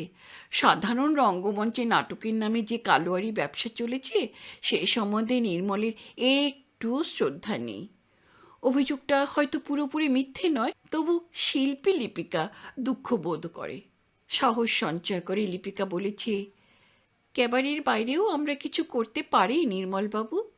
আমার জন্য অধরদা ছোট্ট একটা নাটক লিখে দিয়েছেন, যাবেন আমার একক অভিনয় দেখতে আগামী বুধবার? কোথায়? কলকাতার মধ্যে তো অভিনয় করবার অধিকার নেই আমার। ব্যান্ডেলের কাছে একটা ক্লাবে, 5:30 থেকে 7টা। লিপিকা ভেবেছিল নির্মল কোনো উৎসাহ দেখাবে না, এইভাবে ভদ্রলোককে লজ্জায় ফেলা তার উচিত হয়নি। কিন্তু কি আশ্চর্য, নির্মল মুখের উপর না বলল না, বলল, আপনাকে জানাবো যেতে পারবো কি না। আরও অনেক কথা হয়েছে দুজনে। লিপিকা নিজের সম্বন্ধে কিছুই লুকিয়ে রাখেনি। নির্মল গম্ভীরভাবে বলেছে, থিয়েটারের নামে এই যে ক্যাবারে ছড়িয়ে পড়ছে, এর বিরুদ্ধে কেউ কিছু কথা বলেন না? চোখ বড় বড় করে লিপিকা বলেছে, আপনাকে তো বলা হয়নি কাল যা বিপদ হয়েছিল। তরুণ ছাত্রনেতা অসিত সেন শর্মা থিয়েটার দেখে সোজা আমার কাছে এসে হাজির। আমি তখন থিয়েটার থেকে বেরিয়ে গাড়িতে উঠছি। অসিত আমাকে জিজ্ঞেস করলো, আর্টের নামে আপনারা এইসব নোংরামি কেন করছেন? আমি বললাম, আমরা তো নাট্যকার ও নির্দেশকের হাতের পুতুল, আমাদের যা বলা হয় আমরা তাই করি। আমি ভয় পেয়েছিলাম ছেলেটি হয়তো এবার হইচই করবে, কিন্তু অসিত ভদ্রভাবে বলল, আপনার উত্তরে সন্তুষ্ট হতে পারলাম না দিদি। শিল্পী এবং কলাকুশলীরাই তো থিয়েটারের সব, আপনারা কেন পুতুল হতে যাবেন? পরে একদিন কথা হবে এ ব্যাপারে। এই বলে তখনকার মতো পালিয়ে এসেছি, বুঝেছেন? বীরেশ্বর, তুমি কি এখনো বেঁচে আছো? আহত সিংহের মতো পদচারণা করতে করতে বীরেশ্বর রক্ষিত নিজেকে জিজ্ঞেস করলেন। একটু আগেই একটা ছোঁড়া সিংহের গুহায় এসে পশুরাজকে শাসিয়ে গিয়েছে। অপমানের আগুন ছাই ঢাকা টিকের মতো বীরেশ্বরের বুকের মধ্যে জ্বলছে। অফিস ঘরে বসে বীরেশ্বর লিপিকার ঔদ্ধত্যের কথা ভাবছিলেন। সামান্য ক্যাবারে নর্তকের এখনও নত হবার কোনো লক্ষণ দেখা যাচ্ছে না। শান্ত হয়ে ধরা দেবার অনেক সুযোগ তিনি এই ক্যাবারে কুমারীকে দিয়েছেন, কিন্তু তার পর্বত প্রমাণ ধৃষ্টতা এবার বীরেশ্বরকে বিরক্ত করছে। নগ্ন এই নর্তকীকে একদিন বীরেশ্বরের পদলেহন করতেই হবে। বীরেশ্বরের তুনিরে এখনও যে অনেক অস্ত্র আছে তা লিপিকা বোধহয় বুঝতে পারেনি। লিপিকা লাঞ্ছনার নতুন কোনো এক প্রোগ্রাম মনে মনে ছকছিলেন বীরেশ্বর। এমন সময় দূত মারফত অসিত সেন শর্মার আগমন বার্তা পেলেন। বীরেশ্বর ভেবেছিলেন ছেলে ছোকরাদের ইউজুয়াল কোনো ব্যাপার হবে, বিনা পয়সায় একদিন হয়তো হল ভাড়া দিতে হবে কিংবা কিছু চাঁদা। কলকাতার অনেক উদ্ধত বেয়াদব ছোড়াকে ফ্রি পাস এবং চাঁদার মন্তর দিয়ে নরহরি বশ করেছে। টাকার অসাধ্য কিছু নেই, এমন একটা বিশ্বাস বীরেশ্বরের মনের মধ্যে গেঁথে গিয়েছে। কিন্তু সবাই যে টাকায় ভেজে না, বীরেশ্বর তার প্রমাণ পেলেন অসিত সেন শর্মার সঙ্গে কথা বলে। ছোকরা MA পাশ করে স্কুলে মাস্টারি নিয়েছে এবং বাকি সময় দেশোদ্ধার করছে। এই যে আসুন আসুন, সব খবর ভালো তো ভাই? দীপিকা চিন্তা বিসর্জন দিয়ে বীরেশ্বর এক গাল হেসে সেন শর্মাকে অভ্যর্থনা করেছিলেন। কই, একদিনও তো থিয়েটারে পাস নিলেন না? বিনা পয়সায় অসিতকে থিয়েটার না দেখানো পর্যন্ত বিগলিত বীরেশ্বরের যেন ঘুম হচ্ছে না। অসিত সেন জানালো গতকালই নিজের পয়সা খরচ করে সে নাটক দেখেছে। সে কি, আপনি কেন পয়সা নষ্ট করে থিয়েটার দেখলেন? থিয়েটারের নামে এসব কি চালাচ্ছেন বীরেশ্বরবাবু? চাঁচা ছোড়া প্রশ্ন করেছিল অসিত সেন শর্মা। আপনি নাচের কথা বলছেন? অশ্লীলতা এবং আরও অনেক কিছুর কথাই আজ বলতে এসেছি আমি। সিংহের মুখের উপর সেন শর্মা জবাব দিল। একগাল হেসে তরুণ নেতাকে তর্কজালে আবদ্ধ করবার চেষ্টা করলেন বীরেশ্বর। ক্যাবারেতে শুধু আমার থিয়েটারে চলছে না ভাই। বীরেশ্বর আরও কিছু বলতে যাচ্ছিলেন, কিন্তু তার আগেই অসিত সেন শর্মা শুনিয়ে দিল, অন্য কে কী করছে তা পরে দেখা যাবে, আপনি কেন এইসব নোংরা ঘাঁটছেন বলুন? বিরক্ত বীরেশ্বরের দেহে 440 ভোল্টের AC কারেন্ট প্রবাহিত হচ্ছে। নিজেকে যথাসম্ভব শান্ত করে বীরেশ্বর বললেন, অশ্লীলতা সম্পর্কে সরকারের আইন কানুন আছে, আদালত তো বলেনি এইসব আধুনিক নাচ দেখিও না। সভ্যতা এবং সংস্কৃতিরও একটা অলিখিত আইন আছে বীরেশ্বরবাবু। আমি শুনলাম নর্তকীদের জামা কাপড়ের পরিমাণ আপনি কমিয়েই চলেছেন। অন্য যে কেউ এই কথা বলে বীরেশ্বর তাকে এখনই ঘাড় ধরে ঘর থেকে বার করে দেবার হুকুম করতেন, কিন্তু এই সব লোকাল ছেলেদের বীরেশ্বর একটু ভয় পান। অসিত সেন শর্মা হঠাৎ দেওয়ালে টাঙানো গিরিশচন্দ্র এবং শ্রীরামকৃষ্ণের ছবি দেখিয়ে বলল, আমাদের দেশের মেয়েদের চরম অপমান করবার আগে এইসব মহাপুরুষদের কথা একটু মনে রাখবেন। অশ্লীল নাট্য ব্যবসায়ীর ঘরে এইসব ছবি মানায় না। বিজনেসম্যান বীরেশ্বরের মাথার ভিতরে বসানো কম্পিউটার যন্ত্রটা দ্রুত কাজ করতে আরম্ভ করেছে। এই নাটক তো বেশ কিছুদিন চলছে, এতদিন পরে হঠাৎ অসিত সেন শর্মা টনক নড়ল কেন? গতকাল রাত্রে বীরেশ্বর রিপোর্ট পেয়েছেন লিপিকার সঙ্গে অসিত সেন শর্মাকে অনেকক্ষণ চাপা গলায় কথা বলতে দেখা গেছে। লিপিকা, তুমি বড় বেশি এগিয়ে যাচ্ছ, মনে মনে হিংস্র হুঙ্কার ছাড়লেন বীরেশ্বর রক্ষিত। কিন্তু বাইরে কিছুই বোঝা গেল না। শান্তভাবে বীরেশ্বর বললেন, চা খান ভাই, ফাইনাল রায় দেবার আগে আসামিকে একটু সময় দিন। নাট্যকারেরও তো কিছু বক্তব্য থাকতে পারে, শিল্পীর স্বাধীনতা তো আপনাদের সরকারও স্বীকার করেন। অসিত সেন শর্মা তখনও মুখ খোলেনি। বীরেশ্বর সুযোগ বুঝে বললেন, যুবনেতা এবং নাট্যকারদের উদ্দেশ্য এক, সমাজে দুর্নীতি ও ক্লেদ আমরা ফাঁস করে দিতে চাই। হ্যাঁ হ্যাঁ, ভুলেই গিয়েছিলাম, নাট্যকার, নির্দেশক, সুরকার, মঞ্চমায়াবী, আপনিই তো এখানকার সব। অসিত সেনের কথার মধ্যে যেন প্রচণ্ড অবিশ্বাস ও ব্যঙ্গ রয়েছে, অন্তত বীরেশ্বরের তাই মনে হলো। তার মানে কি অসিত সেন শর্মা বলতে চাইছে বীরেশ্বর মোটেই কলম ধরেন না? এবার শেষ অস্ত্র ছাড়তে মনস্থ করলেন বীরেশ্বর রক্ষিত। অগ্নিযুগে বিপ্লবী বীরেশ্বরের ক্রিয়াকাণ্ডের কথা তুলবেন। কিছুদিন আগে বুদ্ধি করে বিপ্লবী গণেশ মিত্রের ছবি এই ঘরে টাঙিয়েছেন বীরেশ্বর রক্ষিত। বিপ্লবের কথা সবে মাত্র তুলেছেন বীরেশ্বর, এমন সময় গণেশ মিত্রের ছবিটার দিকে তাকিয়ে খিলখিল করে হেসে উঠল অসিত সেন শর্মা। হাসি থামতেই চায় না। থাক থাক, ওসব কথা থাক, এই বলে আরও হাসতে লাগলো অসিত সেন শর্মা।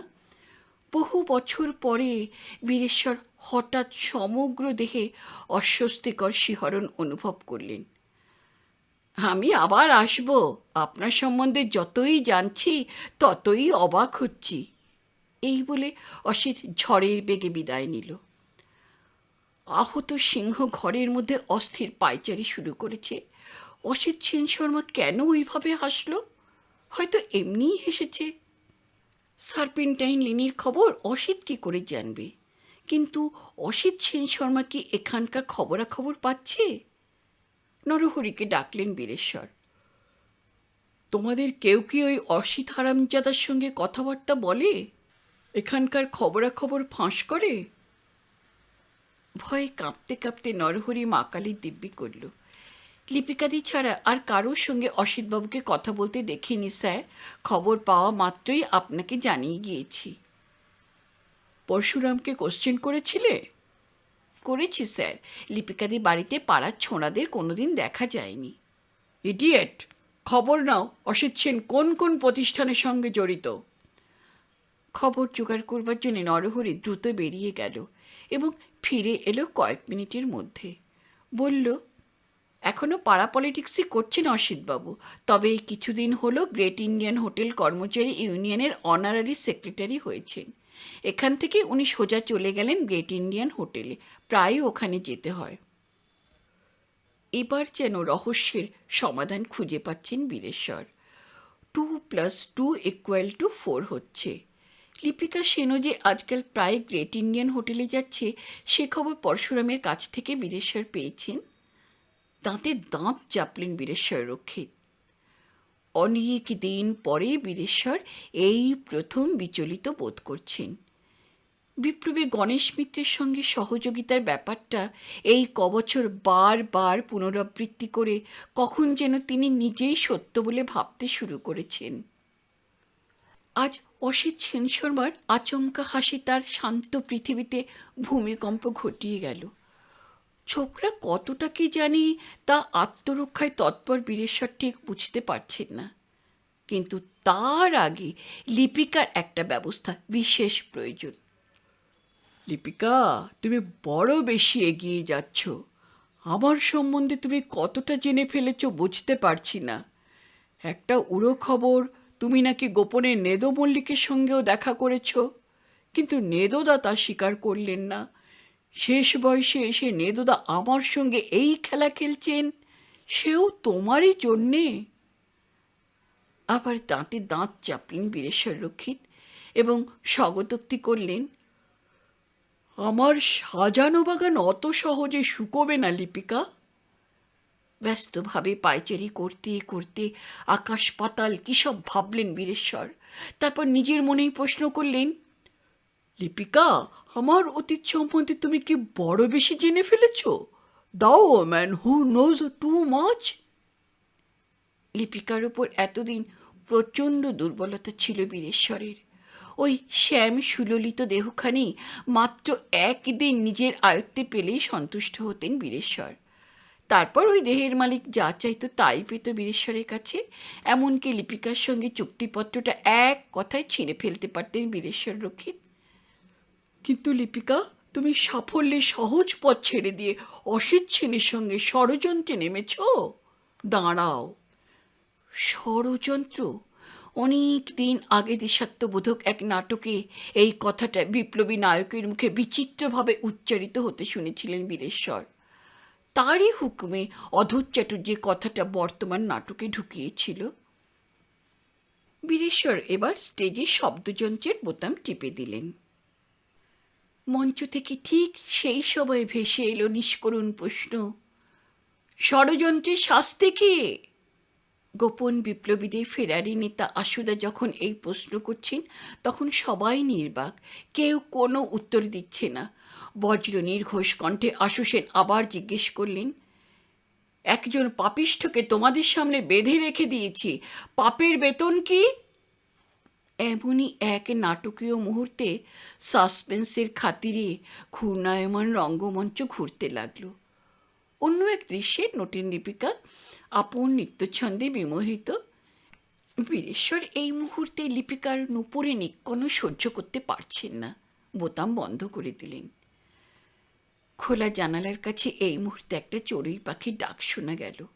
এই ডাক শুনেই অনেক দিন আগের একটা ঘটনা বীরেশ্বরের চোখের সামনে ভেসে উঠেছে। বীরেশ্বর গুম হয়ে ভাবতে লাগলেন।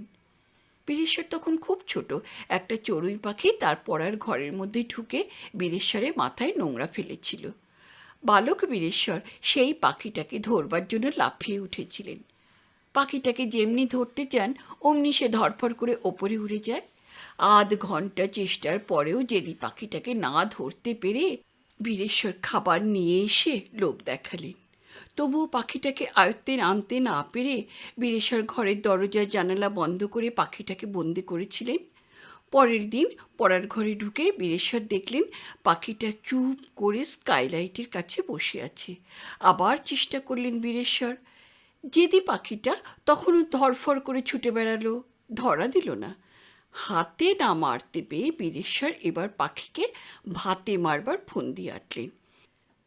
3 দিন বন্ধ রাখবার পর বেড়াল বগলে বীরেশ্বর যখন আবার ঘরের দরজা খুললেন, তখন পাখিটা ধুঁকছে।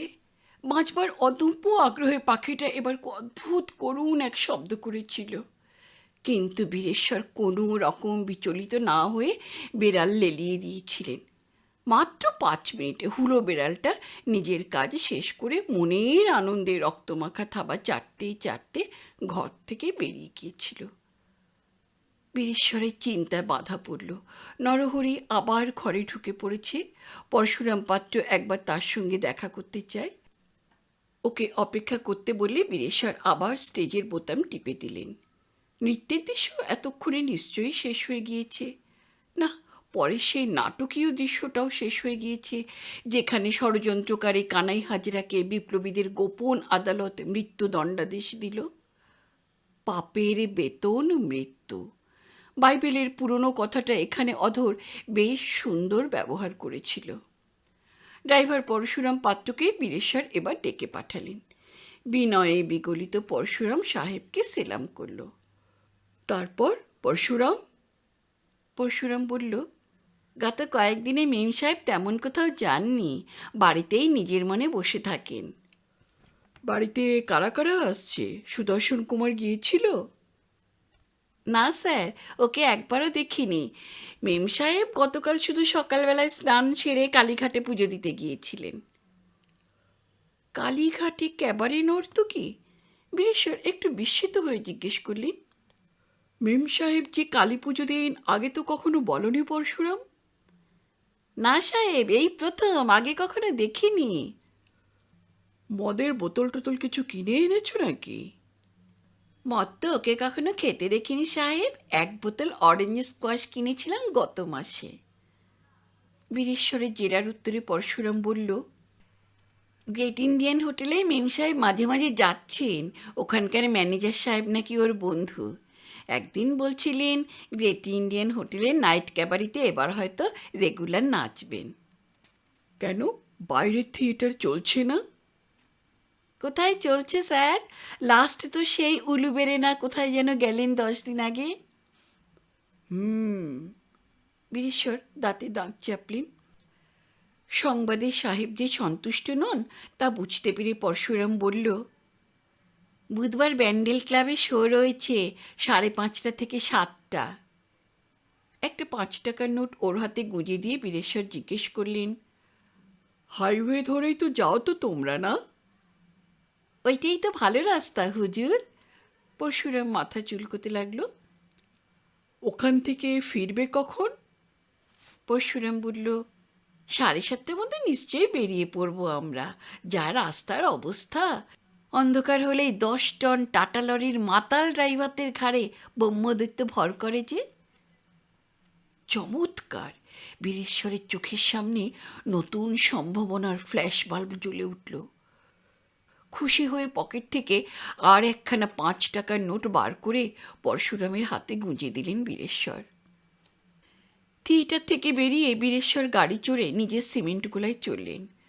কোহিনূরের গেটের কাছে পরশুরামের দিকে নজর পড়ল তার।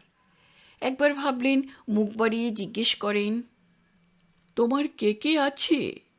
বিয়ে থা হয়েছে? কিন্তু পর মুহূর্তেই মত পাল্টালেন বীরেশ্বর। পরশুরামের জন্যে একটুও মায়া হলো না বীরেশ্বরের। শালা মনিবের নামে চুকলি খেতে ভূভারতে তোমার জুড়ি নেই। রাস্তার মোড়ে লোকাল বয়েজদের ছোট্ট একটা জটলা দেখে বীরেশ্বর চোখ বন্ধ করলেন। এই লোকাল বয়েজদের সম্বন্ধে ভাবতে গেলেই বীরেশ্বর রাগে অন্ধ হয়ে পড়েন। অনেক দিন আগে বেলেঘাটায় কুসুম কুমারীর ওখানে অপমানের কথা মনে পড়ে যায়। প্রাণের ভয়ে অপমান হজম করে সেদিন বীরেশ্বর পিছিয়ে এসেছিলেন। কুসুম কুমারীর বিয়ের সব টাকাও সেদিন তাকে দিতে হয়েছিল। অনেক বছর সেই অপমানের জ্বালা মনের মধ্যে পুষে রেখেছিলেন বীরেশ্বর রক্ষিত। তারপর একদিন কুসুম কুমারী বিধবা হয়েছিল। কুসুম কুমারীর স্বামী নাইট শিফটে কারখানার কাজে যাবার পথে লরি চাপা পড়েছিল। বীরেশ্বর হাসলেন। অজানা লরি, খোঁজ খবর কিছুই পাওয়া যায়নি। দুঃখহরণ ড্রাইভারের 2 দিন ছুটি ও 50 টাকা ধার প্রয়োজন। সাহেবকে সন্তুষ্ট করবার জন্য সে বলল, আপনি স্যার সত্যিই দেবতা। ছোড়াগুলোকে দেখে আপনি হাসছেন। আমার তো স্যার ইচ্ছে করে ছুটিয়ে গিয়ে গাড়ির হ্যান্ডেল দিয়ে পিটুনি লাগাই। বীরেশ্বর আবার মিটমিট করে হাসলেন, কোনো উত্তর দিলেন না। সিমেন্ট গোলার সামনে গাড়িটা রেখে বীরেশ্বর 2 মিনিট অফিসে বসলেন। 2-1খানা কাগজপত্র দেখলেন, তারপর দুঃখহরণকে এড়িয়ে পিছনে দরজা দিয়ে বেরিয়ে পড়লেন। পায়ে হেঁটে কাজীবাগান বস্তিতে লরি ড্রাইভার ইদ্রিসের খবর করতে চলেছেন বীরেশ্বর। বেটার ছেলে ইদ্রিস আসানসোলের কাছে 2য় সংসার পেতেছে, খুব টাকার খাঁকতি। আজ একটু দেরিতেই নেদমল্লিকে সান্ধ্য আসরে ঢুকলেন বীরেশ্বর। এসো বীরেশ্বর, এসো। নেদমল্লিক স্বাগত জানালেন। বীরেশ্বর চেয়ারে বসে হুইস্কির বোতলটা টেনে নিলেন। নেদো বললেন, তোমার চোখগুলো লাল মনে হচ্ছে, কোথাও একলা আহ্নিক সেরে এলে নাকি? মদের নেশা ছাড়াও তো আরও কত রকমের নেশা আছে নেদোদা, সেসব তো তুমি চেখে দেখলে না।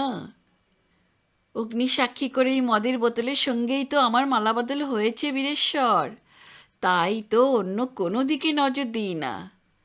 Bireswar, I am not an unfaithful husband.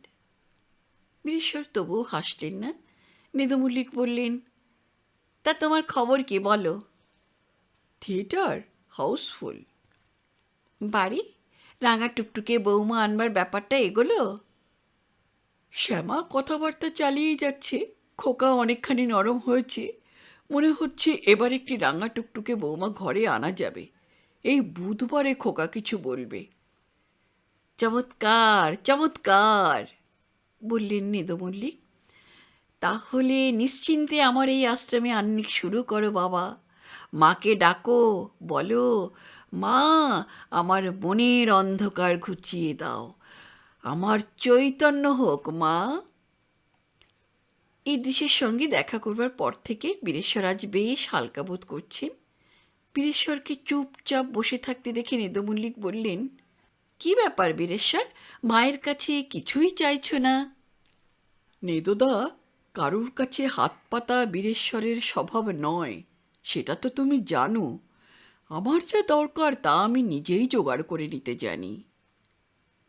বিস্মিত নেদো মল্লিক বললেন, তোমাকে সত্যি হিংসে করি বীরেশ্বর। ভগবানের কাছেও ভিক্ষে করলে না, অথচ জীবনের কোনো ট্রাফিক রুল তুমি মানলে না বাবা। আমার নাটকটা এবার তুমি লিখে ফেলতে পারো না দুদা। আগামী বুধবার থেকে তোমার বীরেশ্বরের জীবনে কেবল সুখ আর সুখ। মদের গ্লাসটা তুলে নিয়ে এবার হা হা করে হেসে উঠলেন বীরেশ্বর রক্ষিত। বুধবারের সকালবেলায় লিপিকা সেই অপ্রত্যাশিত ফোন পেল। লিপিকা বিশ্বাস করতে পারছি না নির্মল তার একক অভিনয় দেখতে ব্যান্ডেলে যাবে। একক অভিনয় কিভাবে হয়? নির্মল ফোনেই জিজ্ঞেস করেছে। কেন, আপনি তৃপ্তি মিত্রের অভিনয় দেখেননি? লিপিকা জিজ্ঞেস করেছে। নাটকে একটি মাত্র চরিত্র থাকে, সেই কাঁদিয়ে হাসিয়ে গল্প বলে নাটকের অগ্নি মুহূর্ত সৃষ্টি করে। তাহলে আমি ঠিক সময়ে আপনার বাড়িতেই চলে যাব, নির্মল বলেছিল। লিপিকা চায় না পার্ক সার্কাসের বাড়িতে নির্মলকে দেখা যাক। লিপিকা বলল, 3টের সময় আপনি গ্রেট ইন্ডিয়ান হোটেলের কফি শপে অপেক্ষা করবেন, আমি চলে আসব। টেলিফোন নামিয়ে অনাস্বাদিত এক আনন্দ অনুভব করছে লিপিকা। সমস্ত হৃদয় ঢেলে দিয়ে সে আজ সম্রাট ও সুন্দরীতে অভিনয় করবে। খামখেয়ালি সম্রাটের বেপরোয়া নিষ্ঠুরতার ছবি একের পর এক নির্মলের চোখের সামনে তুলে ধরবে। গ্রেট ইন্ডিয়ান হোটেলের কফি শপ 24 ঘন্টায় খোলা থাকে, কখনো বন্ধ হয় না। নির্মল রক্ষিত ওখানে বসেই নিজের কথা ভাবছিল। এই কদিনই সে মন স্থির করে ফেলেছে। মাকে পেপার ডাইভোর্স করার খবরটা পাওয়া পর্যন্ত তার সমস্ত দেহটা জ্বলছে। সেদিন লিপিকার মুখে খবরটা শুনে সে বিশ্বাস করেনি। ব্যাপারটা মা নিজেও গোপন রেখেছিলেন। মায়ের অপমানের কথা শোনা পর্যন্ত এই শহরে এক মুহূর্ত থাকতে ইচ্ছে করছে না নির্মলের। দেহ এবং মনে অসহ্য এক জ্বালা অনুভব করছে। বীরেশ্বর রক্ষিতের অপকর্মের পাহাড়টা যেন ক্রমশ তার সন্তান নির্মলকে গ্রাস করবার জন্য এগিয়ে আসছে। নির্মলের মনে পড়ছে মহাভারতের অমর চরিত্র পুরুর কথা। পিতা যযাতির অভিশাপের বোঝা মাথায় নিয়ে যে অকালে জরাগ্রস্ত হয়েছিল। নির্মল মন স্থির করে ফেলেছে, কোহিনূর থিয়েটারে ছাপানো প্যাডে লিপিকার মুক্তিপত্র সে সই করে এনেছে। ব্যান্ডিল থেকে ফেরবার পথে কাগজটা সে লিপিকাকে হাতে তুলে দেবে। এই চিঠির ব্যাপারে বাবার সঙ্গে আলোচনা করবার কোনো প্রয়োজন অনুভব করেনি নির্মল। গোপনে একমাত্র সন্তানের জননীকে ডাইভোর্স করতে বীরেশ্বরের তো দ্বিধা হয়নি। তার আদরের খোকাকে তো এর কিছুই জানানো হয়নি। আসুন। লিপিকার কথায় নির্মলের হুঁশ হলো। অলিভ গ্রিন রঙের WMB 2013 গাড়ির সামনে এসে সুসজ্জিতা লিপিকা নিজেই দরজা খুলে দিল। বাহ, সুন্দর রং তো, নির্মল গাড়িটার দিকে তাকিয়ে বলল। গাড়িতে স্টার্ট দিয়ে বড় রাস্তায় পড়ে লিপিকা বলল, লাস্ট মোমেন্টে ড্রাইভার নিলাম না। লোকটাকে আজকাল আমার একটু সন্দেহ হয়। গাড়ির ভিতরের কথাবার্তা বাইরে ফাঁস হয়ে যাচ্ছে। আমি যে উকিলের কাছে যাচ্ছি তা থিয়েটারের অনেকে জেনে ফেলেছে।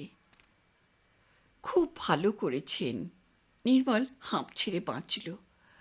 আজকের এই যুগল যাত্রায় তৃতীয় ব্যক্তির উপস্থিতি তার পক্ষে অস্বস্তিকর।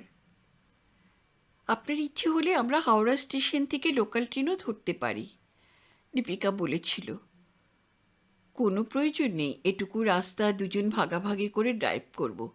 গাড়িটা আপনার না হলে বলতাম আমি একাই চালাবো, নির্মল হাসতে হাসতে বলেছিল।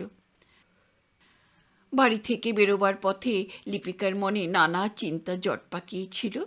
প্রথমে জয়ের প্রচণ্ড একটা আনন্দ অনুভব করেছিল লিপিকা, কিন্তু তারপরেই বিষণ্ণতা। লিপিকা নিজেকে হালকা করতে চায়, কিন্তু নির্মলের মুখের হাসি ভীষণ ভালো লাগছে। দিল্লি রোডের হাইওয়ে ধরে গাড়ি চলেছে। কিছুক্ষণ একভাবে স্টিয়ারিং ধরে থাকবার পর লিপিকা বলল, নির্মলবাবু, আমি অনেক ভেবে দেখলাম আমার দুঃখের সঙ্গে অযথা আপনাকে জড়িয়ে ফেলা উচিত হবে না। আপনার লেখা চিঠি নিয়ে আইনের ফুটো দিয়ে আমি হয়তো বেরিয়ে আসব, কিন্তু আপনাদের সংসারে অশান্তি ঢুকবে। অশান্তি সেখানে এখনই রয়েছে লিপিকা, গম্ভীরভাবে বলল নির্মল। লিপিকার চোখে জল। নির্মল বলল, লিপিকা, তুমি কাঁদছ? সামনে তোমার অভিনয়। মুড খারাপ হলে অভিনয় নষ্ট হবে তো। কেঁদো না, কেঁদো না লিপিকা। আমাকে ক্ষমা করুন নির্মলবাবু।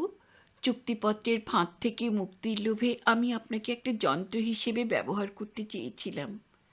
খোঁজখবর নিয়ে জেনেছিলাম এই বাঁকা পথ ছাড়া কোহিনূর থিয়েটারের গরাতখানা থেকে আমার বেরিয়ে আসবার কোনো উপায় নেই। এখন? প্রসন্ন নির্মল শান্তভাবে প্রশ্ন করেছিল। গভীর দুঃখের সঙ্গে লিপিকা বলল, যন্ত্রটা আমার চোখের সামনেই হঠাৎ মানুষ হয়ে উঠল। আমি দ্বিধায় পড়ে গেলাম। এক মুহূর্তের জন্য গাড়ি থামাতে বলল নির্মল। অপ্রত্যাশিত আবিষ্কারের উষ্ণ আনন্দে দুজন পরস্পরের দিকে মুগ্ধ নয়নে তাকিয়ে রইল। তারপর নির্মল বলল, কোহিনূর থেকে মুক্তি দিয়ে তোমাকে এখানে ফেলে যাব না লিপিকা। আমরা এই শহর থেকে দূরে, বহু দূরে অন্য কোথাও চলে যাব লিপিকা। লিপিকা বিশ্বাস করতে পারছি না, তার সর্বদেহে শিহরণ। আজ যেন থিয়েটার না থাকলেই ভালো হতো। বিমুগ্ধ দুটি প্রাণ সংবিত হারিয়ে ফেলেছিল। সময়ের শাসন অমান্য করে তারা স্তব্ধ হয়ে রইল। অনেকক্ষণ পরে নির্মল ঘড়ির দিকে তাকালো। ড্রাইভিং সিট থেকে লিপিকাকে সরিয়ে দিয়ে গাড়ি চালু করতে করতে কবিতার ছন্দে নির্মল মনে করিয়ে দিল, "The woods are lovely, dark and deep, but I have promises to keep, and miles to go before I sleep, and miles to go before I sleep." বুধবারের এই রাত্রে বীরেশ্বর রক্ষিত কোহিনূরের অফিসে এসেছেন। আজও শেয়ার বাজারে অনেক লোকসান করেছেন বীরেশ্বর, কিন্তু চাপা এক পরিতৃপ্তির আনন্দে তিনি বুঁদ হয়ে আছেন।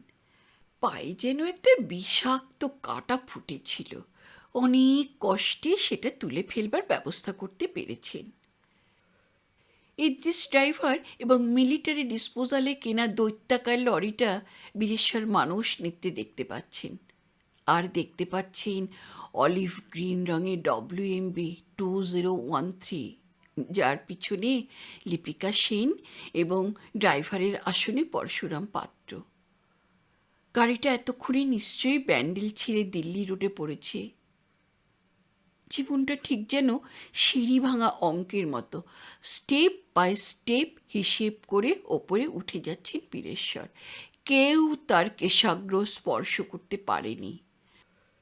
শেষ মুহূর্তে সামান্য এক নর্তকীর চ্যালেঞ্জ এসেছিল, শান্তভাবে তার সমাধান করতে পেরেছেন বীরেশ্বর। অসিত সেন শর্মা আর কখনো কোহিনূরের ভিতরের খবরাখবর পাবে না। কিছু বলবেন স্যার? জিজ্ঞেস করল নরহরি। না, আজ একটু সকাল সকাল বাড়ি যাব বুঝলে। এই বলে বীরেশ্বর উঠে পড়লেন। বাড়িতে গিয়েই কোহিনূরের পরবর্তী নাটকের কথা ভাবতে হবে বীরেশ্বরকে। Hello hello, Calcutta police control. Hello, this is Chinsurah police control speaking. একটা আর্জেন্ট মেসেজ লিখে নিন ভাই। At kilometer 40 near lamppost number 100-2013, ambassador car smashed by unknown lorry. কলকাতার দিকে অ্যাম্বাসাডার গাড়ি আসছিল, লরিটা উল্টো দিক থেকে, হেড অ্যান্ড কলিশন। গাড়িটা ধান ক্ষেতের মধ্যে পড়ে আছে। Lorry arrested? কোথায় লরি? অন্ধকারে মেরে পালিয়েছে, ইনজিওরদের হাসপাতালে পর্যন্ত নেয়নি। বীরেশ্বরের বাড়ির টেলিফোন বাজছে। Hello hello hello, mister Bireswar Rakshit, Calcutta police control speaking. I am sorry sir, দুঃসংবাদ দিচ্ছি। One mister Nirmal Kumar Rakshit accompanied by one unidentified women Delhi হাইওয়েতে মোটর অ্যাক্সিডেন্টে মারা গিয়েছেন। Body is waiting at Chinsurah হাসপাতাল স্যার। একটা গোঙানির মতো শব্দ বেরোলো। গুলিবিদ্ধ পশুর মতো সম্রাট বীরেশ্বর বুকটা চেপে ধরে মেঝেতে বসে পড়লেন। পরের দিন সকালে টেলিফোনে নেদো মল্লিক দুঃসংবাদ পেলেন। নরহরি জানাচ্ছে ওদের বডি কলকাতায় আসছে, পথে কোহিনূরে নামানো হবে। নেদো মল্লিকের চাকর সনাতন উদ্বিগ্ন হয়ে জানতে চাইল, কি হয়েছে হুজুর, বীরেশ্বর বাবুর কিছু হয়নি তো? নেদো মল্লিক হা হা করে হেসে ফেললেন। তারপর কাপড়ের খুঁটে চোখের জল মুছতে মুছতে বললেন, আমার ছাত্রের বীরেশ্বরের কিছুই হয়নি, বীরেশ্বরের কিছুই হয়নি। সে এখন ছেলে এবং ছেলের বউকে বরণ করে নেবার জন্যে কোহিনূর থিয়েটারে গেটের সামনে সেজে গুজে দাঁড়িয়ে আছে। বীরেশ্বরের কিছু হয়নি। শুনলেন শঙ্করের সম্রাট ও সুন্দরী উপন্যাসখানি। আমার গল্প পাঠ আপনাদের ভালো লাগলে, এতটুকু আনন্দ দিলে আপনারা প্লিজ লাইক করবেন, কমেন্ট করবেন, আর ইচ্ছে হলে যারা নতুন বন্ধু সাবস্ক্রাইব করবেন। প্লিজ সবাই ভালো থাকবেন, খুব ভালো থাকবেন। নমস্কার।